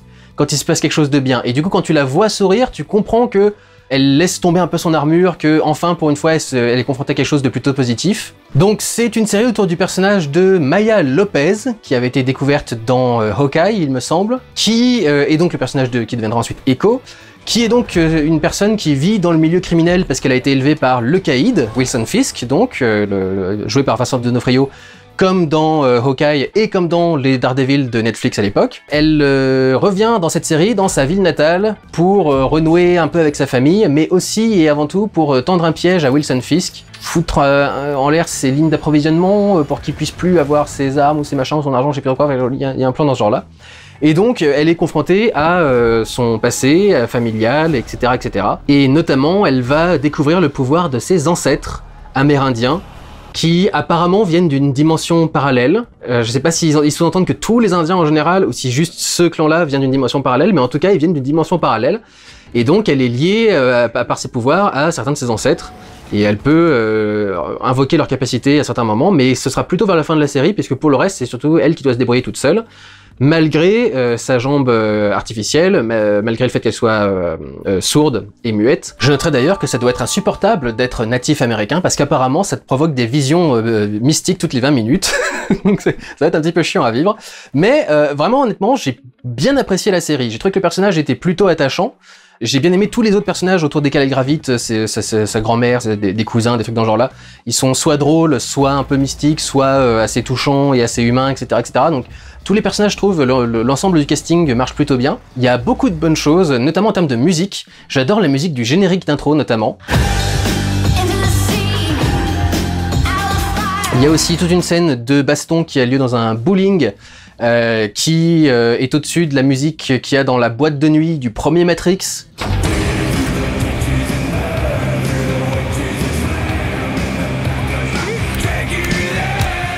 Les chorégraphies et les bastons en général sont plutôt bien faites, que ce soit aussi bien les chorégraphies elles-mêmes que la façon de les cadrer, la façon de les monter, les successions de plans, les cadres qui sont faits, etc., etc. Il y a un certain travail dans la série du plan séquence et également des plans silencieux, sans doute lié au fait du coup que le personnage soit sourd en principe. Donc du coup on essaye de nous mettre un petit peu dans sa tête. Il y a un petit peu de sang, ce qui sur le coup m'avait un petit peu étonné parce que c'était une des premières séries Marvel à montrer du sang à un moment ou à un autre, vraiment des trucs un petit peu gore et tout. Après on a eu Deadpool et Wolverine dans l'année, donc forcément Echo ça a l'air un peu moins marquant à ce niveau-là. Mais c'était un des premiers contenus Marvel à proposer un petit peu de sang dans certaines scènes. Et puis il y a certains trucs que j'ai bien aimés, notamment il y a un épisode dans lequel il y a une introduction qui reprend les vieux films de western, notamment en noir et blanc avec les panneaux de texte pour mettre les dialogues à l'écran, qui du coup reprend le traditionnel les cow-boys et les indiens, mais dans lequel c'est les Indiens qui sont les héros, et c'est les Indiens qui doivent s'en sortir et qui doivent gagner, et qui doivent donc mettre à terre le cow-boy blanc qui vient là pour essayer de récupérer leur territoire, etc., etc. Donc j'aime bien cette idée de présenter une version alternative. Donc je trouve qu'il y a des bonnes idées à ce niveau-là, je trouve que c'est assez puissant quand dans le climax de la série, il se met à y avoir une interaction par rapport, avec les esprits des ancêtres, qui peut paraître un peu ridicule si tu regardes la série en règle générale avec un regard un peu condescendant. Si t'es un peu dans l'histoire, c'est plutôt fort ce qui est en train de se passer dans cette scène de fin, et même si c'est clairement absurde entre guillemets, comme t'as l'intervention du mystique et des pouvoirs spéciaux et des trucs dans ce genre là, a priori ça a quand même, je trouve que ça a plutôt du sens. Ça peut être un peu rigolo à voir si vous voulez, mais ça a quand même plutôt du sens. Donc grosso modo, j'ai quand même plutôt bien aimé la série, y compris son traitement de Wilson Fisk, que j'ai aussi entendu être décrié en disant qu'on avait cassé le personnage, qu'il était pas bien, etc., etc. Je trouve qu'on le traite plutôt bien. J'adore le moment où il tabasse quelqu'un qui a... Je crois qu'il a pas voulu vendre une glace à sa fille, enfin à Echo justement, enfin à Maya. Du coup il le tabasse dans un coin de ruelle, et t'as la gamine qui débarque, et il se dit « Oh merde, elle m'a vu en train de tabasser quelqu'un, elle va me voir comme un monstre, etc. » Et en fait la gamine démarque et se met à bastonner le mec aussi par terre, et t'as Wilson Fisk qui lui fait un regard du genre... Vraiment le regard du père fier de sa fille, mais pour une situation où aucun père ne devrait être fier de sa fille, etc. Donc du coup, parce que c'est de la violence pure, et donc du coup voilà, il y a des trucs qui sont assez rigolos à ce niveau-là, et je trouve qu'ils l'ont globalement bien traité, et je trouve que c'est une super idée pour développer le personnage aussi, pour lui permettre de faire quelque chose de nouveau dans les prochaines séries, notamment Daredevil qui va débarquer après ça, de faire ce qu'ils ont fait à Wilson Fisk dans le climax. Ils font un truc à ce mec...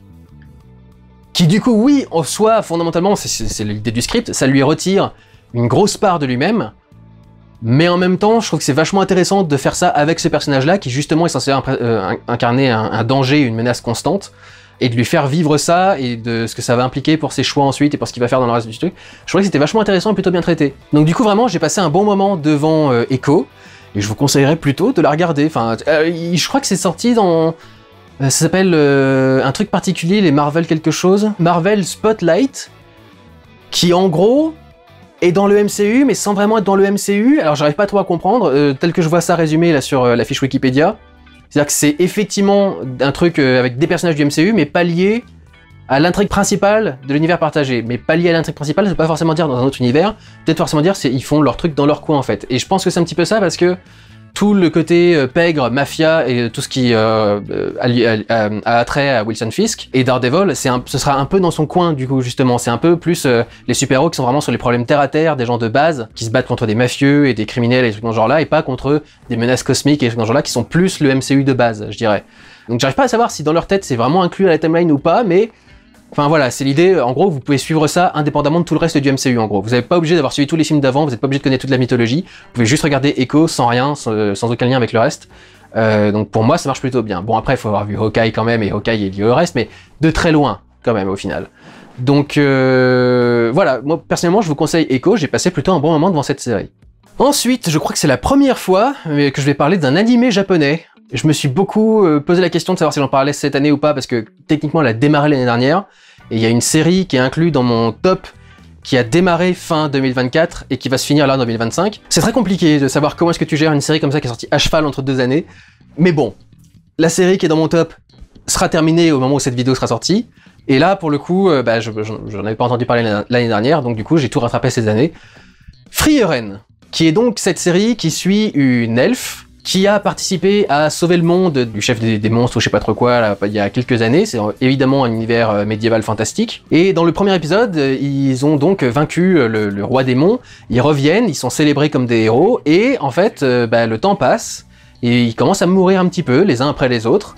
Et Frieren, elle étant une elfe qui vit extrêmement longtemps, est un peu confrontée à l'aspect court de la vie des humains, et se rend compte qu'elle devrait être un petit peu plus consciente des choses qui l'entourent. Elle vit un peu dans le gaz, on va dire, à la fois là et pas là, à créer des relations et en même temps pas créer des relations, etc. Et elle se rend compte que finalement, comme les autres ont des vies qui passent assez vite, il faudrait qu'elle se crée des vies avec eux, en fait. Et donc elle va se rapprocher un peu de tout le monde pendant qu'ils sont en train de vieillir et de se rapprocher de la mort. Et il y a notamment le moine qui lui demande de prendre sous son aile sa protégée, son apprenti, pour lui apprendre à devenir une mage, parce qu'elle a des pouvoirs et des compétences magiques particulièrement intrigantes. Elle va donc la prendre avec elle pendant qu'elle parte en randonnée en pèlerinage, je crois, jusqu'au château du roi démon, il me semble, pour simplement se rappeler le voyage et l'importance des liens qu'ils ont créés entre eux à l'époque, quoi. J'ai été attiré vers la série à la base pour ce pitch, pour cette idée en gros, on est en train de suivre un groupe de héros qui sauvent le monde après qu'ils aient sauvé le monde. Et il se passe quoi en fait? C'est un peu comme vous savez, il se passe quoi après ils vécurent heureux jusqu'à la fin des temps en fait? Qu'est-ce qui se passe pendant toute cette phase-là et jusqu'à la fin de leur jour? Et j'avais l'impression que ce serait du coup une série beaucoup plus introspective sur les émotions et le rapport aux gens de Frieren, qu'elle serait traitée un petit peu comme un personnage peut-être un peu autiste, ou juste un peu distant en règle générale, qui du coup apprend petit à petit à développer de l'intérêt pour les autres et à voir l'intérêt que les autres ont eu dans sa vie, etc. etc. Sauf qu'en fait, très rapidement, t'apprends que le roi démon est plus ou moins en train de revenir, qu'il y a des monstres qui sont revenus un petit peu partout, et du coup, cette histoire qui se déroule après une quête devient simplement une histoire de quête dans un truc de medieval fantasy comme n'importe quel autre en fait. Et je trouve ça complètement con. J'ai suivi la série jusqu'à la fin, c'était... à la fin, ça se termine vraiment comme un shonen à la Dragon Ball, parce que t'as du coup un tournoi avec plusieurs personnes qui participent au même tournoi, qui doivent affronter des épreuves, et le tournoi dure 17 épisodes. Il doit durer 6 épisodes, un truc dans ce genre-là, mais c'est déjà vachement long, étant donné qu'il doit y avoir genre que 3 épreuves. Ça traîne à longueur à partir de ce moment-là, c'était beaucoup trop long, tu te dis mais... Les personnages ont à peine traversé la distance d'un couloir entre le début et la fin de l'épisode, il s'est quasi rien passé, il n'y a pas eu vraiment de discours intéressants, de confrontations intéressantes, etc. etc. Ça m'a un petit peu saoulé sur la fin, je vous l'avoue. Mais j'ai quand même regardé jusqu'à la fin quand même pour voir, sauf que c'est pas la fin de l'histoire, il va y avoir une autre partie qui va sortir cette année ou l'année suivante ou je sais pas trop quoi. Et en soi, la série est sympa, c'est pour ça qu'elle est pas dans les flops. Si vous voulez la regarder, allez-y, regardez-la. Mais en fait, pour moi, tout l'attrait de cette histoire, c'était cette idée plutôt d'introspection et de regarder ce qui s'était passé à l'époque et de revoir les liens, etc. et d'avoir une série qui était vachement plus psychologique. Et au final, c'est plus une série psychologique, ça devient une série d'aventure, de base, comme n'importe quel animé qui se déroule dans un univers de fantasy. Donc du coup, je me suis complètement défait du truc et je regardais pas la suite des saisons, oui, la suite de la série, parce que c'est pas du tout ce que j'étais allé voir en fait. Et je trouve que quand on te vend le pitch comme ça, c'est ce qu'on te vend en fait. On te vend un truc avec juste un personnage qui va redécouvrir les liens qu'elle a créés à l'époque, où elle s'en était pas rendu compte sur le moment et elle réalise seulement maintenant les liens qui avaient été créés, etc. Ça aurait été vachement intéressant, vachement touchant, les japonais sont très doués pour faire ce genre de truc. Et non, au final, on se retrouve juste avec un truc d'aventure fantasy assez basique. À un détail près, que j'ai bien aimé, les animés japonais sont souvent très libidineux au niveau du design des personnages féminins dans ce genre d'univers. C'est souvent des nanas avec des très gros seins, des regards des corps assez jeunes et très ondulés et machin, etc. Généralement, dans une série comme ça, tu t'attends à voir ces personnages-là sexualisés. Et en fait, ils prennent le truc à revers, et c'est le seul mec du groupe qui s'appelle Stark, qui est constamment foutu à poil, constamment sexualisé, constamment avec des passages où il y a un moment où il rencontre un autre elfe dans une cabane, il fait dormir Stark avec lui complètement à poil à côté du feu pour le réchauffer ou je sais pas trop quoi, enfin c'était... Voilà, je trouvais que c'était intéressant que du coup, au moins il y ait cette originalité-là, que le côté libidineux n'était pas le côté habituel hétérosexuel, mais qu'il y a un côté beaucoup plus bisexuel, homosexuel, qui soit sous-entendu dans ces trucs-là, avec le fait que ça tourne autour de Stark. Et tout le reste, au final, j'ai trouvé ça assez lambda, et pas très intéressant. Il y a des passages qui sont très jolis et très sympathiques, il y a toute une histoire avec des fleurs qui doivent pousser dans la forêt à un moment ou à un autre, qui évoque du coup le héros du groupe avec qui Frieren était à l'époque. Et il y a tout un truc assez joli à ce niveau-là, qui est ce que je m'attendais à trouver dans le reste de la série en fait. Mais non, le reste de la série c'est assez basique, on avance, on arrive dans une ville, ils ont besoin de héros pour faire un truc, il y a un souci, on doit rester là pendant quelques temps, quelques semaines, quelques mois, quelques machins, etc. Et on combat le monstre local et le machin, et ensuite on avance jusqu'à aller plus loin sur notre chemin quoi. Donc du coup ouais, c'était un peu décevant je trouve. J'ai pas décroché de la série, encore que sur les épisodes du challenge final dans l'espèce de labyrinthe ou je sais pas trop quoi. Là j'ai commencé à me faire chier au bout de quelques épisodes, je voulais vraiment que ça finisse plus vite que ça.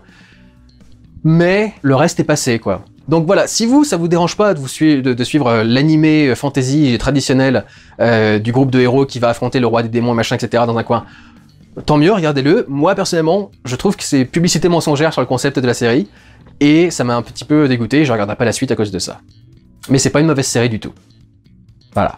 Ensuite, nous avons la saison 3 de Heartstopper, et je dois le dire, même si j'apprécie toujours encore la série et la relation entre les personnages principaux notamment, ça commence un petit peu à devenir chiant. Ce qui est exactement ce que je craignais. Quand la série a commencé, j'ai dit... Je comprends pas comment tu peux faire toute une histoire qui continue avec une histoire d'amour sans challenger cette histoire d'amour et la foutre en l'air avec, par exemple, ce qu'a fait le journal de Bridget Jones, en foutant en l'air la romance entre Bridget Jones et son James Darcy, en ajoutant des tromperies, en ajoutant des disputes dans le couple qui font qu'ils se séparent pendant un moment, etc. et qui se retrouvent ensuite. Comment tu maintiens un intérêt à l'histoire en fait de ce couple si ils vont pas se séparer, parce que c'est le truc de l'histoire de base dans la bande dessinée, ils se séparent pas, ils restent en couple jusqu'au bout. Grosso modo, pour pallier à ce problème, ils en ont fait vraiment une série chorale. L'ensemble du casting développe l'histoire, donc en fait ils ont tout un groupe d'amis autour d'eux, qui vont chacun également se découvrir un petit peu, ou commencer à vivre leur première relation, ou avoir leur première déception, ou des trucs dans ce genre-là, et avoir leurs propres problèmes à régler. Et c'est plus ça finalement qui fait le cœur de cette saison 3 que la relation entre Nick et... comment il s'appelle déjà le héros de Heartstopper ? Charlie, voilà, c'est Nick et Charlie. Donc ouais, leur relation prend vraiment se met au second rang, enfin au second plan, par rapport à tout ce qui se passe avec les autres membres du groupe, et au final, c'est pas exactement non plus ce que j'étais venu suivre, c'est pas ultra fascinant non plus, et leur histoire entre eux avance petit à petit, mais genre il a fallu qu'on arrive à la fin de la saison 3 pour que enfin le personnage de Charlie reconnaisse un problème dont on est conscient qu'il a depuis la saison 1. Et du coup ça avance un peu trop lentement, et honnêtement je commence à m'ennuyer, et c'est pour ça qu'il sera pas dans les tops, parce que je trouve que l'histoire avance pas en fait, et va un peu de nulle part. Comme il y a rien de très intéressant à raconter entre Nick et Charlie, du coup on se concentre sur tous les autres personnages, plutôt que qui était censé être l'attrait principal de la série quoi. Je continuerai à suivre la série avec les prochaines saisons, mais honnêtement ça commence un peu à me saouler, donc voilà. Il y a aussi un étalonnage très bizarre sur beaucoup de la série. J'ai l'impression qu'ils ont dû tourner un moment où il faisait super gris, et du coup j'ai l'impression que tous les ciels ont été corrigés pour faire ressortir du bleu du ciel, mais le bleu est trop pétant et trop bizarre. Il y a une espèce de filtre soap sur toute la série, où c'est un petit peu flou sur tout le truc. L'image est très bizarre dans cette saison-là, donc ça a peut-être pas dû aider non plus en règle générale, mais c'est surtout que je me lasse un petit peu de l'histoire, et que je trouve qu'on n'est plus vraiment centré sur ce qui faisait l'intérêt de l'histoire là. Deuxième animé japonais de cette liste, comme quoi, hein, c'est une année particulière à ce niveau-là, produite et demandée par des Américains. Il y a eu Terminator 0 qui a été produit cette année, qui est donc une suite à Terminator en animé japonais cette fois-ci. L'histoire se déroule en 1997. Skynet est sur le point d'attaquer, mais un scientifique a développé une intelligence artificielle, apparemment en préparation de Skynet, donc c'est tout un mystère, comment est-ce qu'il sait déjà que Skynet va débarquer, et il espère que son intelligence artificielle à lui pourra contrecarrer l'intelligence artificielle Skynet pour du coup empêcher l'arrivée du jugement dernier en fait, et pour permettre à l'humanité de survivre. La série est à la fois bien et pas bien. Il y a beaucoup de bonnes choses, notamment pour essayer d'amener la série un petit peu ailleurs et de nous faire découvrir des trucs un petit peu différents. Le simple fait que ça se déroule à Tokyo cette fois-ci est assez différent et ajoute quelque chose d'un peu nouveau à tout ça. Il y a toute une histoire de ville souterraine qui a été conçue pendant une période pour, je crois, se préparer à une attaque nucléaire ou un truc dans le genre là. Donc du coup, ils ont une ville sous terre pour pouvoir se cacher si jamais il y avait une grosse attaque ou un truc dans le genre, qui finalement n'a pas été utilisé, mais du coup ils se promènent quand même dedans, il y a eu tout un tas de trucs qui se déroulent dedans. Je sais pas si ça existe en vrai, ou si ça a été juste créé pour cette série-là, parce qu'il y a un contexte particulier, on ne sait pas exactement notre 1997 non plus, il y a des petits chiens et des petits chats robots qui sont en vente dans les magasins et des trucs dans ce genre là, il y a des droïdes qui servent déjà à remplacer certains humains dans certains trucs, dans certains commerces par exemple. Donc c'est pas exactement notre époque non plus, donc peut-être que ces trucs souterrains ont été inventés, mais ça pourrait exister. À l'époque de la guerre froide, il y a eu plein de trucs dans ce genre-là. Us, de Jordan Peele, était basé là-dessus aussi, il y avait toute une histoire de couloirs souterrains qui traversaient tous les États-Unis et dans lequel il y avait tous nos doubles, du coup, soi-disant. Il y a aussi un design qui fait très japonais à mon sens, dans l'idée que c'est pas tout à fait commun, et c'est pas comme ça que la plupart des gens chez nous montreraient une intelligence artificielle. Chez eux, c'est constitué de 3 boules d'une couleur différente, ça s'appelle Kokoro, qui veut dire cœur, il me semble. Et en fait, ces 3 boules représentent 3 aspects de l'identité de cette intelligence artificielle, ce qui rappelle un petit peu Evangelion, où il y avait pareil une intelligence artificielle avec 3 cerveaux, 3 unités d'IA, qui étaient les 3 différents aspects de la personnalité de la personne qui avait créé l'intelligence artificielle. Donc j'aime bien cette idée comme ça, et ça crée des visuels vachement intéressants. Ils sont dans toute une salle de réalité virtuelle où du coup les décors peuvent changer, ils peuvent montrer des trucs un peu particuliers, un peu métaphysiques parfois, des trucs dans ce genre là, donc il y a quelque chose de très très cool à ce niveau là. Il y a tout un groupe de personnages très intéressants, il y a donc évidemment un Terminator venu du futur et une résistante venue du futur elle aussi. Il y a une nourrice qui garde les enfants du scientifique qui a développé l'intelligence artificielle, qui va devoir protéger les enfants au fur et à mesure, et il y aura d'autres développements au niveau du scénario au fur et à mesure qu'on avancera dans l'histoire. Ils font des clins d'œil de façon pas trop appuyée.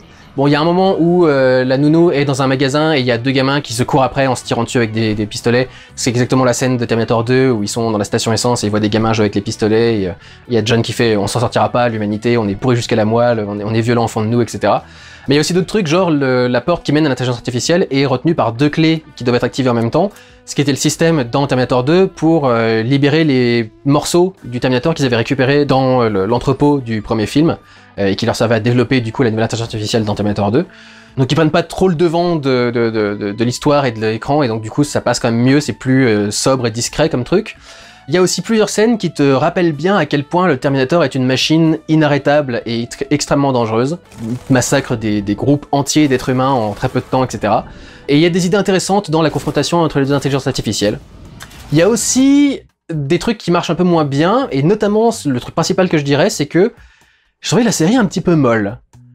C'était un petit peu long à avancer par moments, et du coup, je dois avouer que je me suis un petit peu ennuyé par certains moments, alors pas au point d'arrêter la série, mais il y a quand même un ou deux moments où j'étais en train de sortir mon portable et de regarder un peu autre chose à côté, parce que l'épisode n'était pas en train de me captiver complètement non plus, quoi. Donc c'est un petit peu dommage, ce petit problème de rythme à certains moments, mais en soi, le reste de l'histoire est vachement intéressante, très sympathique à suivre, et ça montre bien que le problème n'est pas la licence Terminator elle-même, en fait. Avec Genesis et Dark Fate, ils en sont venus à faire croire aux gens que Terminator, faut arrêter, faut les laisser mourir, c'est de la merde, etc. C'est une licence qu'il faut plus continuer. Non, Terminator, il faut le continuer, il faut juste proposer des trucs différents et arrêter de recycler le même film à chaque fois, en fait, maintenant.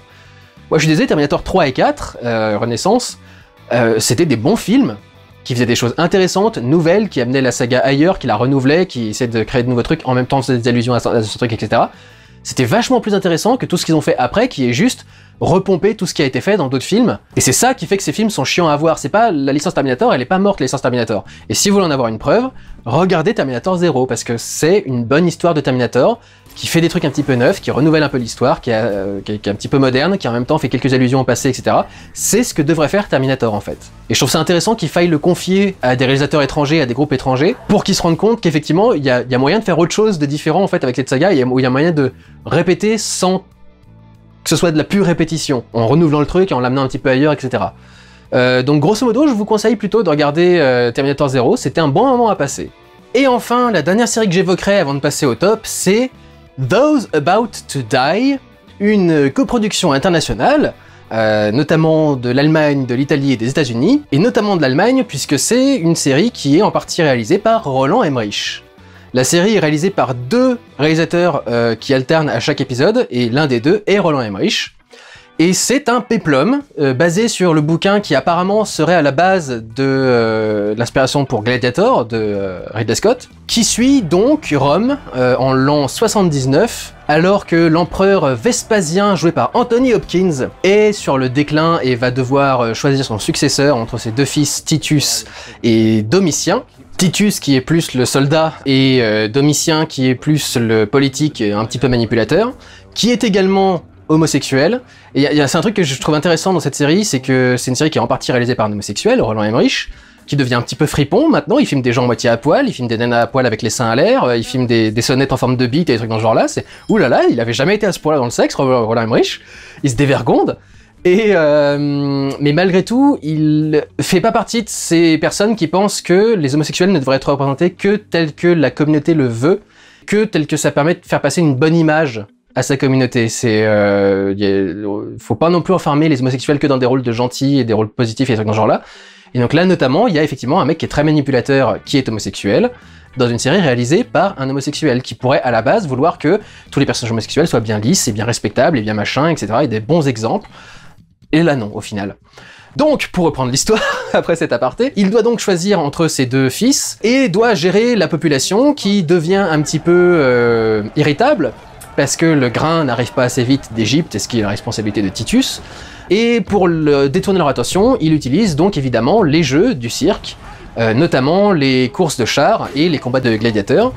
Le personnage central de la série est un personnage qui s'appelle Tenax, qui est joué par Ewan Ryan. Alors ça doit être un nom irlandais ou un truc dans ce genre-là. Les lettres doivent avoir aucun rapport avec comment ça se prononce pour de vrai. Il jouait dans Misfits, très bonne série anglaise du début des années 2000 qui présentait des personnages qui obtiennent des pouvoirs spéciaux mais qui sont un petit peu tous des losers et des machins. Et j'ai toujours trouvé qu'il était plutôt sympa, qu'il avait une bonne gueule, etc. Je crois qu'il a joué dans Game of Thrones ensuite, vous devez le connaître de là, vous, moi non, parce que j'ai jamais regardé Game of Thrones, mais je crois qu'il était dedans. Et donc il joue le mec qui tient l'établissement des paris, qui a tout un plan pour essayer d'obtenir plus de pouvoir, lui qui vient de rien, de nulle part, il va du coup essayer de gravir les échelons et d'obtenir plus de pouvoir à Rome.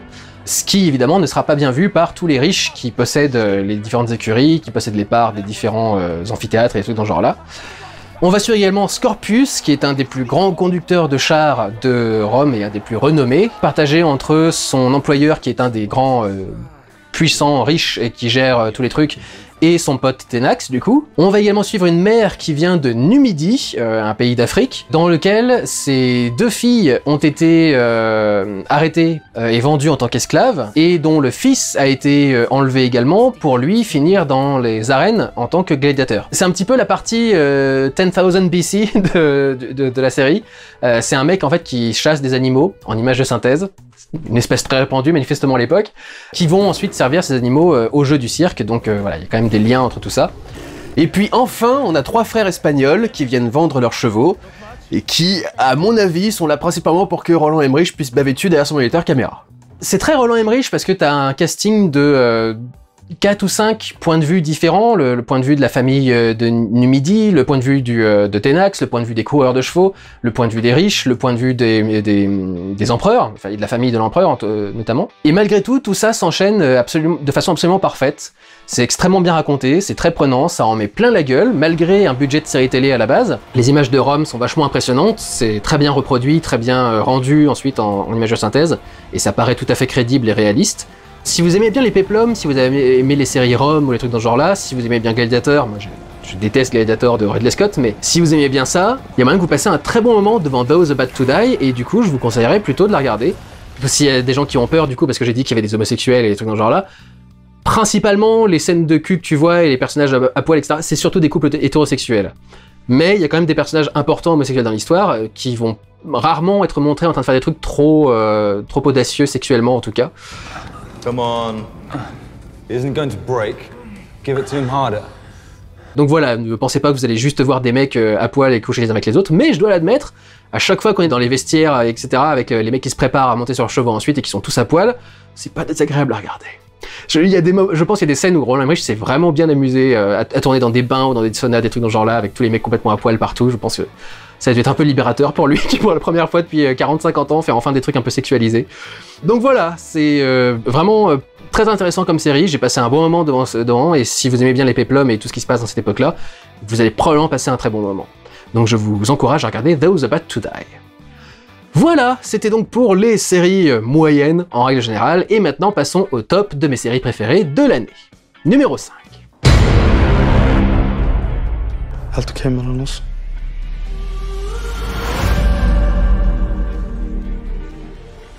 Je vais passer très rapidement là-dessus, parce que si vous voulez vraiment des informations sur la série, il faudra regarder quand j'ai parlé de la saison 1. Mais nous avons eu donc la dernière saison de Young Royals au début de cette année. J'avais d'ailleurs loupé la saison 2 l'année d'avant, ou je sais pas quand est-ce qu'elle a été diffusée. Il faudrait vraiment qu'il revienne aux séries qui sortent tous les ans, parce que au final, quand tu commences une série, tu oublies qu'elle a commencé et tu la suis pas quand elle continue. Et là, typiquement, je sais plus où est-ce qu'on en est dans les saisons de Handmaid's Tale, par exemple. J'arrive pas à savoir quelle saison a été diffusée, doit être diffusée, va être tournée, va être machin, etc. Je sais plus où on en est parce que comme ça met 1 ou 2 ans à sortir, tu finis par oublier en fait. C'était bien les séries qui sortaient toutes les semaines et tous les ans, etc. C'est ça qui crée vraiment de l'engagement avec la série. Mais donc bref, j'ai regardé les 2 dernières saisons de Young Royals de cette année et c'était tout à fait sympathique. L'histoire continue à avancer tranquillement, tous les personnages sont traités de façon assez honnête, sans être des caricatures non plus, y compris même le méchant, entre guillemets, le gars qui a révélé la sexualité du prince dans la première saison. Je dirais que je suis un petit peu déçu par le fait que la nature de la série l'empêche de lui faire une fin réaliste et crédible. Ce qui se passe à la fin de la série est pas vraiment réaliste, ça se passerait jamais comme ça dans le monde réel. Du coup, c'est un petit peu, voilà, ça fait très fleur bleue et c'est très romancé, mais ça reste agréable à regarder, et en tant que développement du couple, pour garder de l'intérêt après qu'ils commencent à se mettre ensemble, c'était beaucoup plus intéressant, parce que du coup il y a quasi toute une saison où ils sont séparés, et puis il y a une saison où ils se remettent ensemble, et du coup maintenant c'est l'image publique qui a à gérer, etc. Les enjeux se renouvellent bien de saison en saison pour rendre le truc intéressant, et ça s'arrête quand ça doit s'arrêter. Je trouve que c'était plutôt bien mené du début à la fin. Et je suis aussi très content de voir que le personnage principal, l'acteur qui jouait le prince, est en train de commencer à avoir une carrière internationale, puisqu'il va être à l'affiche de 28 ans plus tard, qui sortira cette année. Il joue un jeune soldat, et quand je l'ai vu dans la bande-annonce de 28 ans plus tard, j'ai fait « Oh, mais qu'est-ce qu'il fait là? Il parle anglais, lui ?» Enfin, c'est parce qu'à la base, c'est suédois à la base, donc je savais pas qu'il savait suffisamment bien parler anglais pour avoir une carrière internationale, mais du coup, je suis content de le voir arriver ailleurs, et j'espère du coup qu'il aura une carrière intéressante. Donc voilà. Ma 5e série préférée de l'année, c'est Young Royals. Passons au suivant, numéro 4.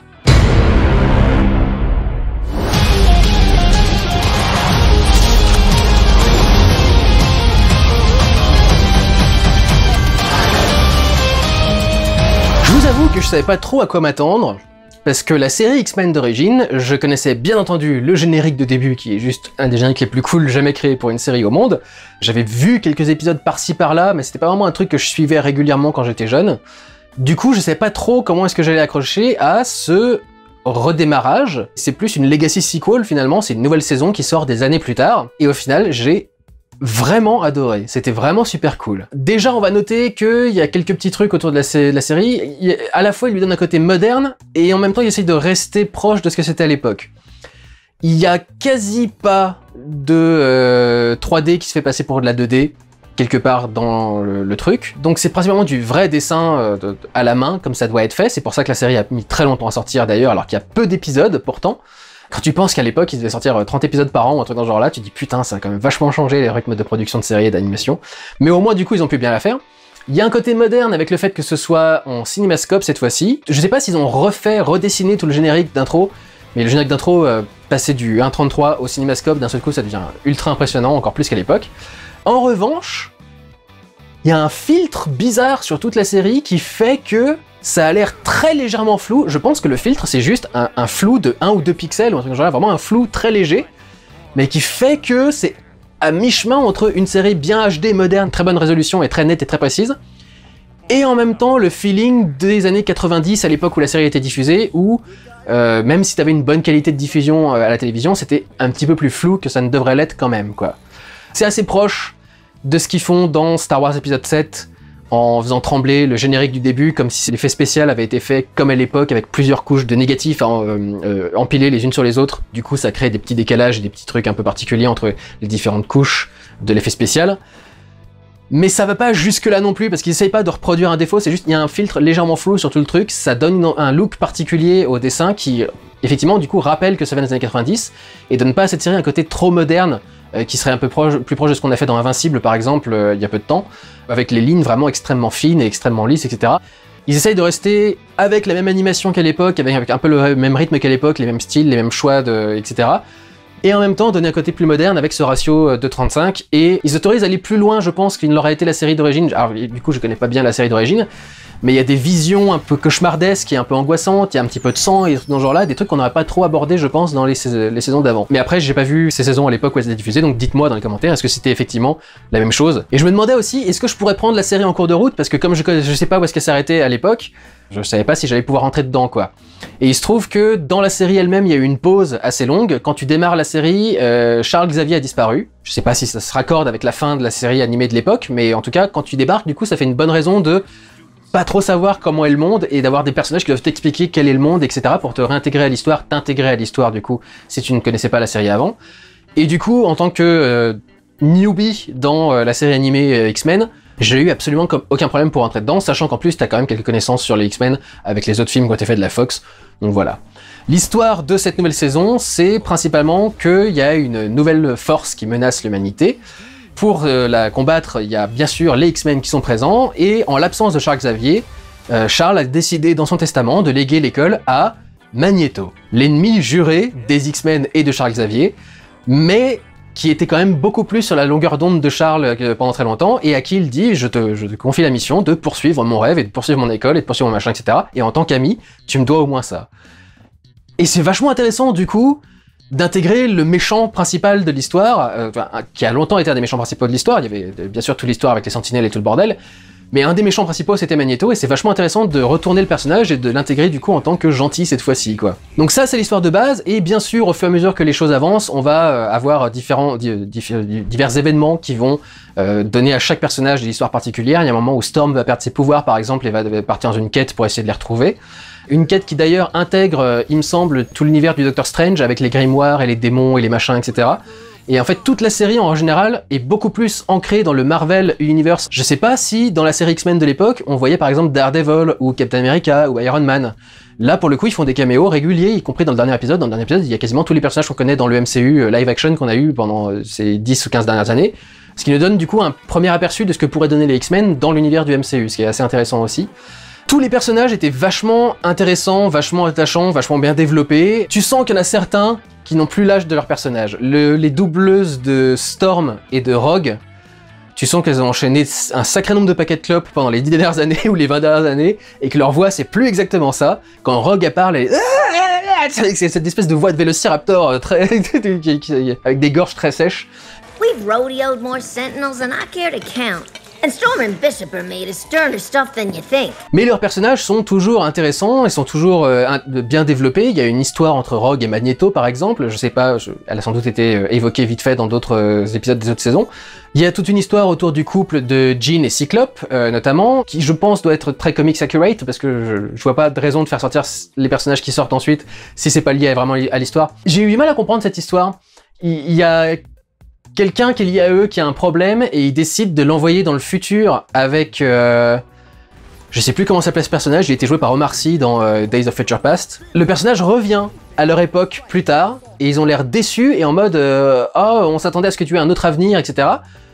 Mais ils l'ont envoyé dans un avenir qui me semble était en guerre, non? Enfin, il y avait tout un truc comme ça, un peu particulier par rapport au futur, et avec... Il me semble que c'était le truc de Days of Future Past, justement, avec des sentinelles partout, donc est-ce qu'il aurait eu un meilleur avenir là-bas? Et surtout, il y avait été envoyé pour être soigné d'un problème, et tu dis, bah, du coup, une fois qu'il est envoyé et qu'on a réglé le problème, vu qu'il y a un personnage qui est venu du futur à la base pour le récupérer, pour moi la logique c'était qu'il récupère ce personnage-là ensuite, en fait, et qu'ils réintègrent ensuite leur vie par la suite, etc. Et en fait, bah, non, apparemment, pas du tout, c'était pas ce qu'ils avaient en tête en tout cas, mais bien que ce soit ce qui se passe, du coup, dans le scénario. Il y a un nouveau jeune personnage qui débarque, qui est une sorte de torche humaine, comme à la 4 Fantastique, qui va être assez proche de Jubilee, je crois qu'on l'avait traduit comme ça en version française, qui du coup est un personnage qui est très pratique pour nous, spectateurs, parce que les nouveaux qui débarquent dans X-Men, parce que du coup faut tout lui expliquer, et donc c'est comme ça que ça te permet de débarquer dans la série quand t'as rien vu avant des autres saisons, et de quand même pouvoir prendre le truc au milieu.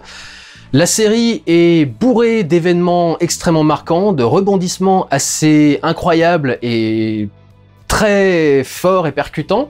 Il y a certains épisodes où de très grandes quantités d'êtres humains meurent, donc c'est quand même assez prenant, assez bien foutu comme scénario, c'est très très bien écrit. Toutes les histoires avancent plutôt bien, on utilise très bien les pouvoirs des différents mutants au moment où ils sont utiles ou pas. J'ai vraiment passé plutôt un bon moment devant cette série, alors que je savais pas trop ce qui allait se passer quand je serais devant. Donc je vous encouragerais à regarder ce X-Men 97 parce que vraiment j'ai passé un bon moment devant, quoi. Et je pense que cette année je vais regarder le reste de la série X-Men d'origine, qui a sans doute un petit peu vieilli, mais je viens de me refaire Ulysse 31, parce que j'avais jamais vu la série en entier, j'avais vu quelques épisodes mais je l'avais jamais vu en entier. Et je suis en train de me faire Jace et les Conquérants de la Lumière aussi en même temps, c'est beaucoup plus chiant que Ulysse 31, cela dit. Pourtant c'est une série qui a duré plus longtemps, qui a plus d'épisodes, mais je vais avancer. Et je pense qu'à un moment je vais essayer de découvrir le reste de la saga animée, enfin de la série animée X-Men de l'époque, parce qu'effectivement ça a l'air d'être une version des X-Men qui est très sympa et qui est très bien développée, qui a l'air d'être assez fidèle aux comics d'après les retours que j'ai entendus. Donc effectivement j'ai passé un très bon moment devant cette série qui me poussera sans doute à regarder ce qui a été fait avant, quoi. Donc je vous encourage à les regarder, et ça donne de l'espoir pour l'arrivée des futurs X-Men dans le MCU, parce que jusque-là on a l'impression que ils font des films avec des super-héros qui sont pas vraiment importants pour eux, où ils ont pas grand-chose à jouer sur eux, etc. X-Men, on sait que Kevin Feige est très très fan des X-Men. On voit clairement là qu'il a pris en priorité des gens qui connaissaient très bien la série et qui pouvaient la série animée et la série de comics, et qui pouvaient l'adapter fidèlement et faire les choses telles qu'elles devaient être faites, et traiter les personnages comme ils doivent être traités, etc., etc. Y compris le Phénix qui fait une petite apparition aussi vite fait à un moment. Donc, ouais, effectivement, ça donne de l'espoir pour la saga des X-Men dans le MCU. Peut-être que ça va redémarrer vraiment le Marvel Cinematic Universe. Donc voilà, ça donne de l'espoir pour la suite. C'était très intéressant et je vous encourage à la regarder. Passons à la série suivante, numéro 3. You're frightened. I'm not afraid of the rebellion.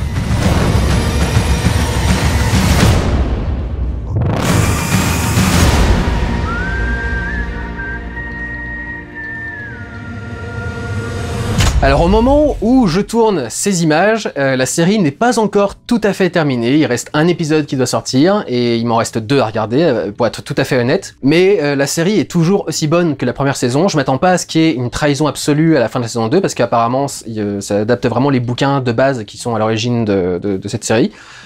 Donc, j'ai pas l'impression qu'on pourrait nous trahir de façon monstrueuse ensuite, et pour l'instant, la série marche toujours aussi bien. Donc, Silo, c'est cette série Apple qui suit une jeune femme qui vivait dans un silo pendant des années. On leur raconte qu'il y a eu une catastrophe apocalyptique dans le monde extérieur. Ils peuvent la voir à travers la fenêtre, l'écran vidéo du réfectoire qui filme le cataclysme à l'extérieur. Et les personnes qui ont commis des crimes sont condamnées à sortir à l'extérieur pour aller nettoyer la caméra et finissent toutes par crever à cause de l'atmosphère irrespirable et corrosive même, je crois.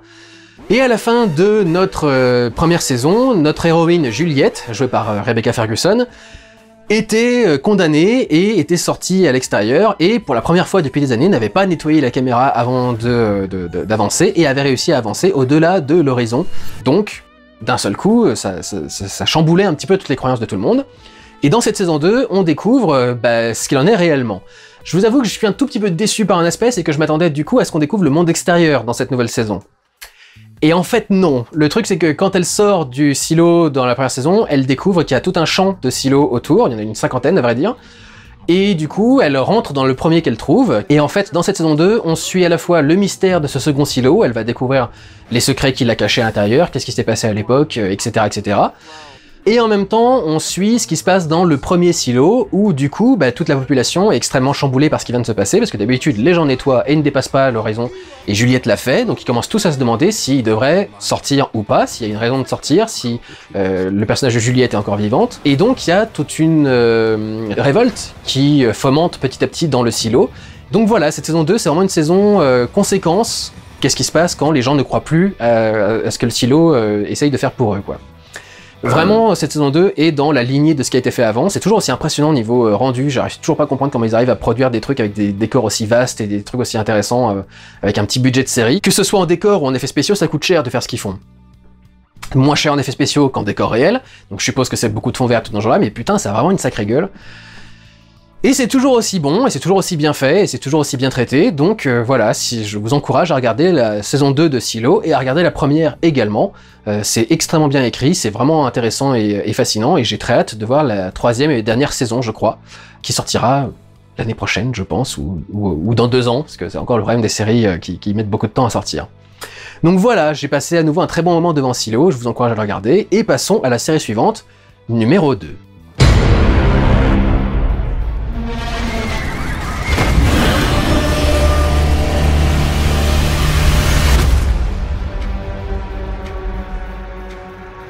Je n'aurais jamais cru que la série adaptée du Monster Universe pourrait être aussi cool et fascinante qu'elle ne l'est. Mais c'est vraiment une série extrêmement cool et fascinante. Je suppose, que la saison et la série en général a été démarrée avant que le Monsterverse ne fasse son virage loufoque et débile. Pour moi, c'est vraiment plus dans le côté très sérieux et terre-à-terre qu'on avait avec le Godzilla de Gareth Edwards ou le Godzilla 2, Roi des monstres. Cette série Monarch se déroule à 2 époques différentes, une époque moderne, où on a une bande de jeunes japonais ou d'héritage japonais qui sont en train d'enquêter sur leur père, qui a en fait eu 2 familles. Une famille au Japon et une famille aux États-Unis.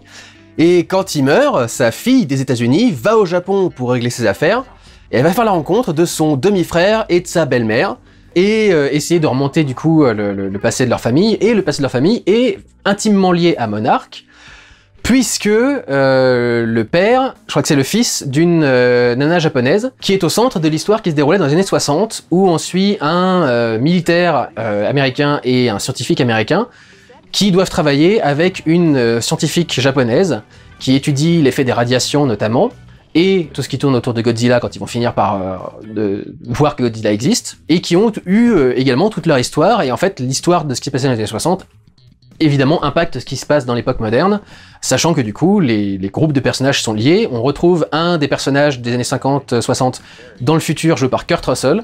Kurt Russell qu'on a engagé pour aller se battre contre une créature tentaculaire au milieu de l'Antarctique. Tu fais, dis donc.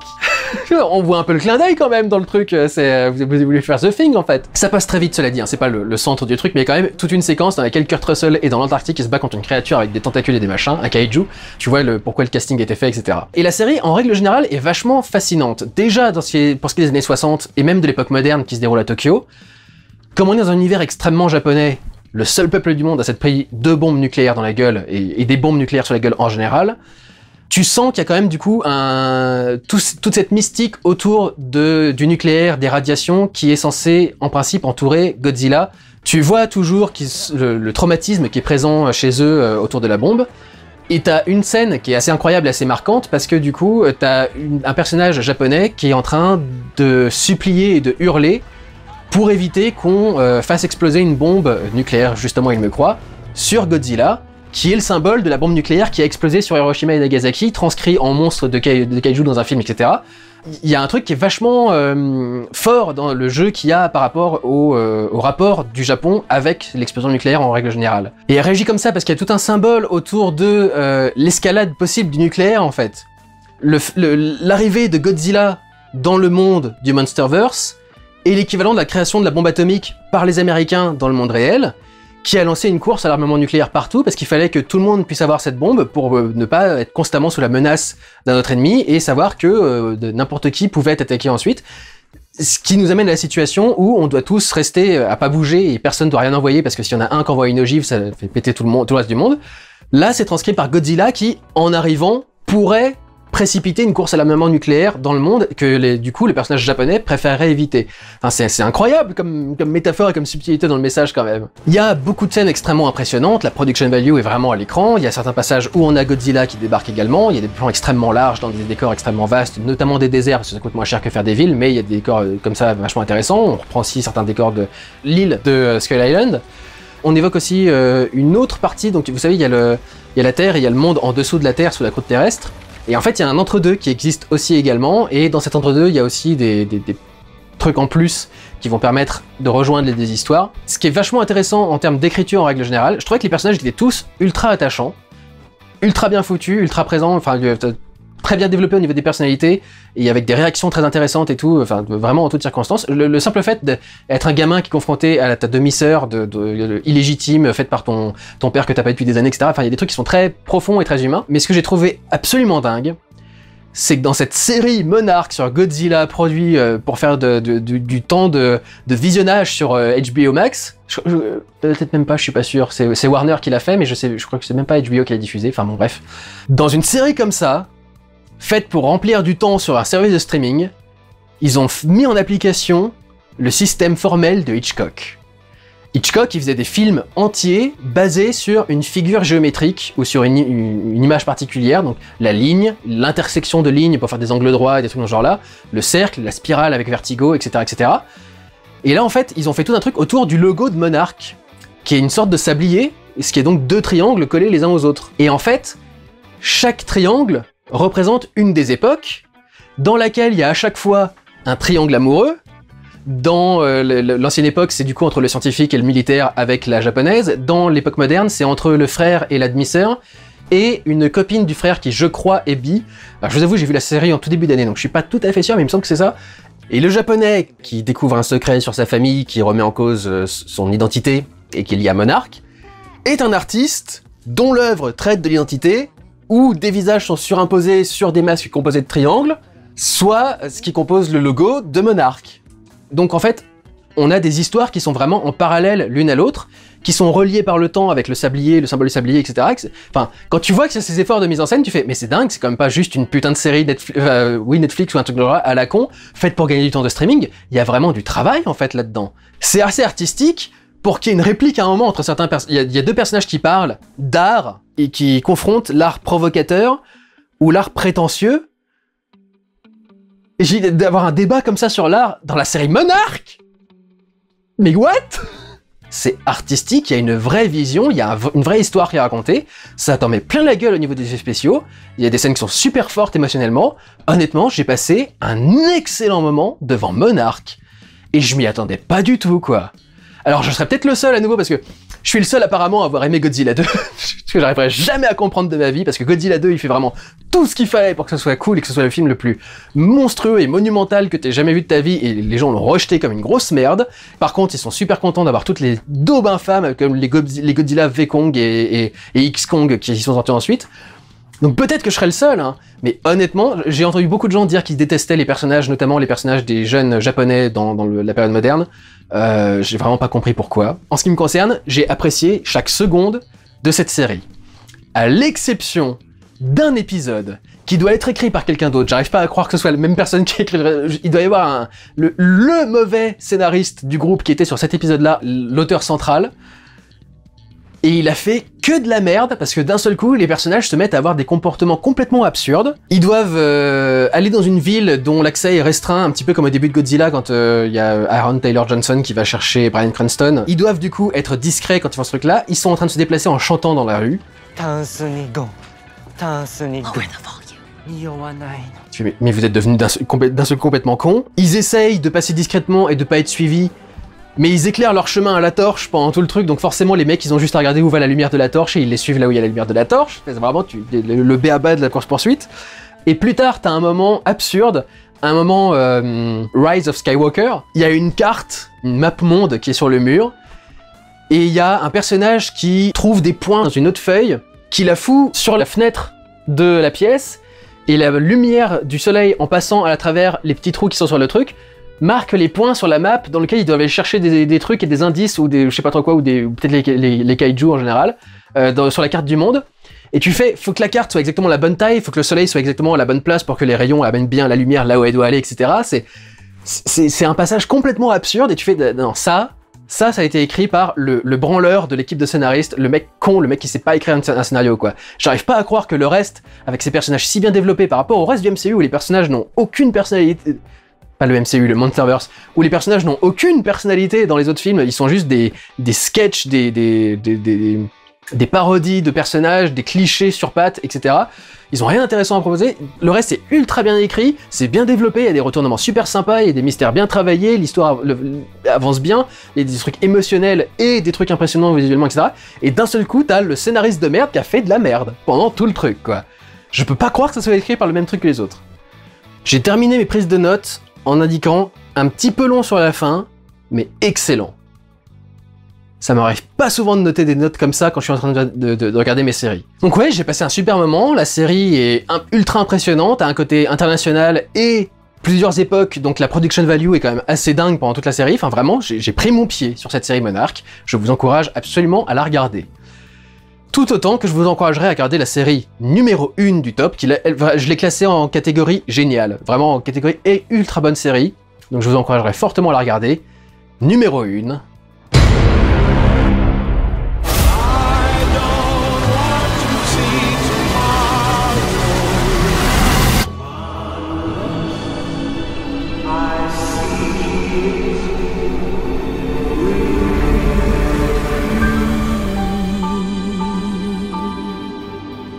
Je ne suis pourtant pas du tout un fan de Fallout.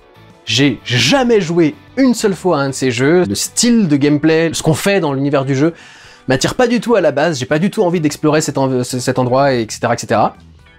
Mais alors, cette série était parfaite. Juste parfaite. Quelle que soit l'histoire racontée, quel que soit machin, etc., elle était parfaite. Les personnages étaient géniaux, le ton était extrêmement bien traité, l'univers était ultra bien construit, notamment parce qu'ils l'ont déjà développé dans les jeux vidéo, et du coup ils ont déjà un univers bien établi, ils savent exactement quoi faire, ils savent quoi représenter, etc. Il y a beaucoup d'éléments qui se passent dans une ville en particulier, qui se fait démolir à un moment par un gros combat qui a lieu au milieu, et en fait ils partent, et ils reviennent à la ville ensuite, et la ville est complètement nickel, et je suis quasi persuadé que c'est par rapport à un truc de jeu en fait, c'est que du coup la ville reboot ou respawn parce qu'il doit y avoir accès à des quêtes et des magasins et des trucs dans ce genre là, donc tu peux pas juste détruire la ville comme ça d'un seul coup. Et donc du coup je suppose qu'il doit se passer toujours des trucs de ouf dans cette ville, mais quand tu reviens la ville a respawn et reboot et tous les personnages sont encore sur nouveau là, etc.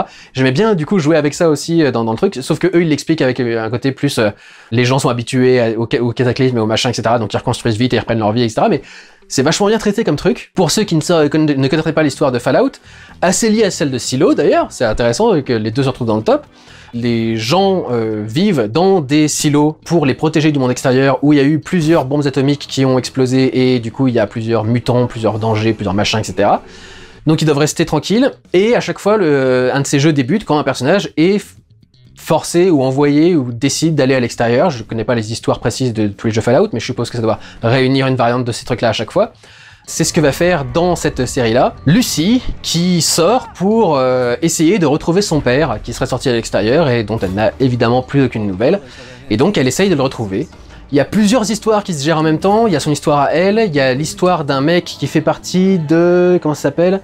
La confrérie de l'acier, en français. Donc c'est les mecs qui ont les combinaisons ultra marquantes qu'on voit dans les jeux vidéo et qu'on voit dans tous les trucs de promo et des machins, etc. C'est la combinaison de Fallout. Alors le gars fait pas partie du truc à la base, c'est censé être un écuyer, simplement. Le pilote de l'armure se fait buter comme une grosse merde par un ours mutant, je crois. Et l'écuyer récupère son armure et se fait passer pour un de ces soldats de l'acier, là, ou confrères de l'acier. Et il va croiser le chemin de Lucy et ils vont tous les deux du coup essayer de s'aider l'un l'autre. Et il y a également une ghoul qu'on suit au fur et à mesure, qu'on a vu dans l'introduction au tout début quand on voit avant que les bombes explosent. Et c'est donc une sorte de mercenaire qui est envoyé pour chercher des personnes qui sont particulièrement dangereuses, qu'on veut particulièrement retrouver, etc., etc. Et on va, dans différents villages, croiser tout un tas de personnages extrêmement exubérants et avoir des situations complètement loufoques. Ce qui m'a vraiment charmé dans cette série, c'était le ton, qui était l'exact dosage de caustique qu'il fallait pour rendre le truc assez génial à voir, quoi. T'as des scènes où t'as les personnages qui sont autour d'une table en train de discuter le plus naturellement du monde de leurs organes et d'avoir couché avec leurs cousins ou des trucs dans ce genre-là. Il y a une scène qui m'a fait mourir de rire, où il y a un mec qui couche avec l'héroïne Lucy et qui se lève pour se nettoyer la queue dans les rideaux de la fenêtre. Et j'ai trouvé que ça... typiquement, c'est outrancier et en même temps c'est traité de façon tellement nonchalante que il y a un truc dans le traitement de tous ces trucs-là qui est extrêmement drôle. Il y a un passage entier où tu découvres le chef d'un des silos qui est une sorte de cyclope. Il a juste un œil au milieu, mais ils ont gardé, je crois, les sourcils séparés et les cernes séparées, mais il y a juste un œil au milieu. Et honnêtement, à chaque plan avec ce personnage, j'étais fasciné par l'œil au milieu. J'arrivais pas à voir autre chose dans le plan que son œil. J'étais absorbé par ce truc. Et ils ont quand même super bien réussi l'effet parce que bien que tu ne vois que ça, tu vois jamais l'effet spécial en lui-même. Tu sais que c'en est forcément un, mais tu vois jamais l'effet spécial être trahi par une mauvaise composition, un truc dans ce genre-là.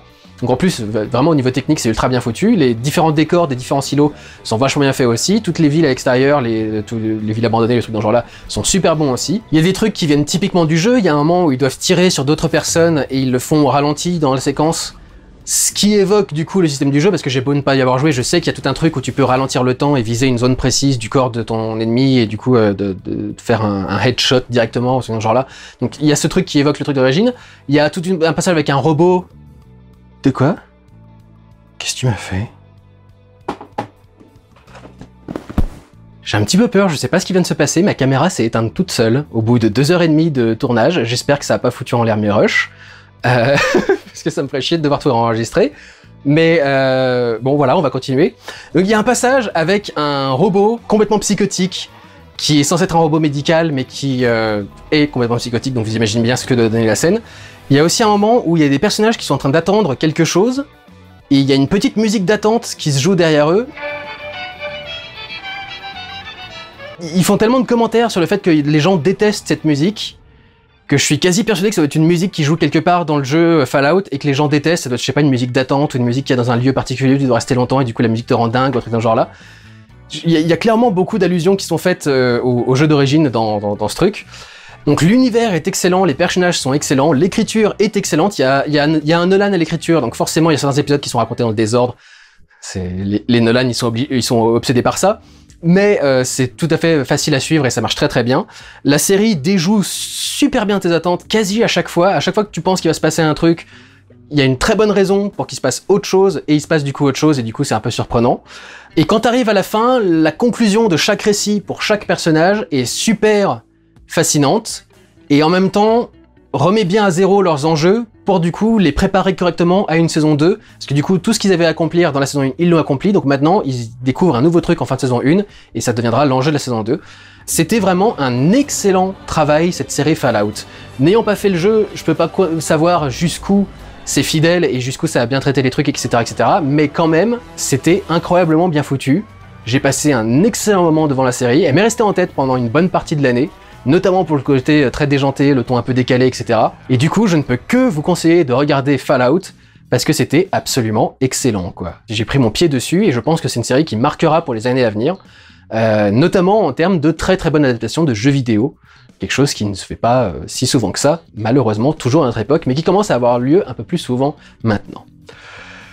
Voilà, je vous avoue que j'ai du mal à finir la vidéo parce que je suis un peu angoissé par ce qui s'est passé avec ma caméra. J'ai l'impression qu'en fait la batterie... Qu'est-ce qui s'est passé? Parce que la caméra est branchée sur secteur. Il y a une batterie qui est intégrée à la caméra, et en principe quand tu es branché sur secteur, c'est marqué que la batterie est à 100% et elle baisse jamais, quoi. Et là, la caméra s'est éteinte toute seule. J'espère du coup que ce que j'ai enregistré n'est pas parti. Et elle me montre, là, que ma batterie est remplie à 75%. Ce qui est bizarre, elle se serait pas éteinte si la batterie n'avait pas été à 0%. Mais du coup, la batterie ne devrait pas être à quoi que ce soit en dessous de 100%, étant donné qu'elle est branchée sur secteur avec un adaptateur, donc je sais pas comment ça s'est passé, je vous avoue que j'angoisse un petit peu. Là, j'attends juste de voir mes rushs sur le disque dur pour être sûr que j'ai pas perdu 2h30 de travail, mais je vous avoue que ça m'angoisse et ça m'empêche d'être vraiment dans ma vidéo. J'espère que ma caméra est pas en train de me lâcher. Vous me direz, elle a fait quand même 10 ans au moins, cette Blackmagic, hein. C'est un des premiers modèles qui était sorti.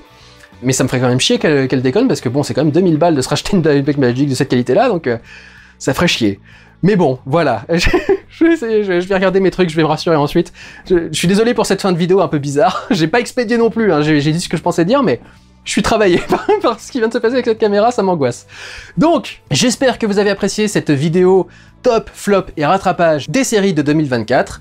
J'espère que ça vous aura donné des conseils de visionnage pour des séries à voir. J'espère que vous aurez été confronté à des opinions qui auront challengé les vôtres ou que vous aurez trouvé intéressantes. J'espère donc que vous avez apprécié cette vidéo et j'espère que je vous retrouverai pour les prochaines vidéos avec les flops, les tops et les rattrapages de films.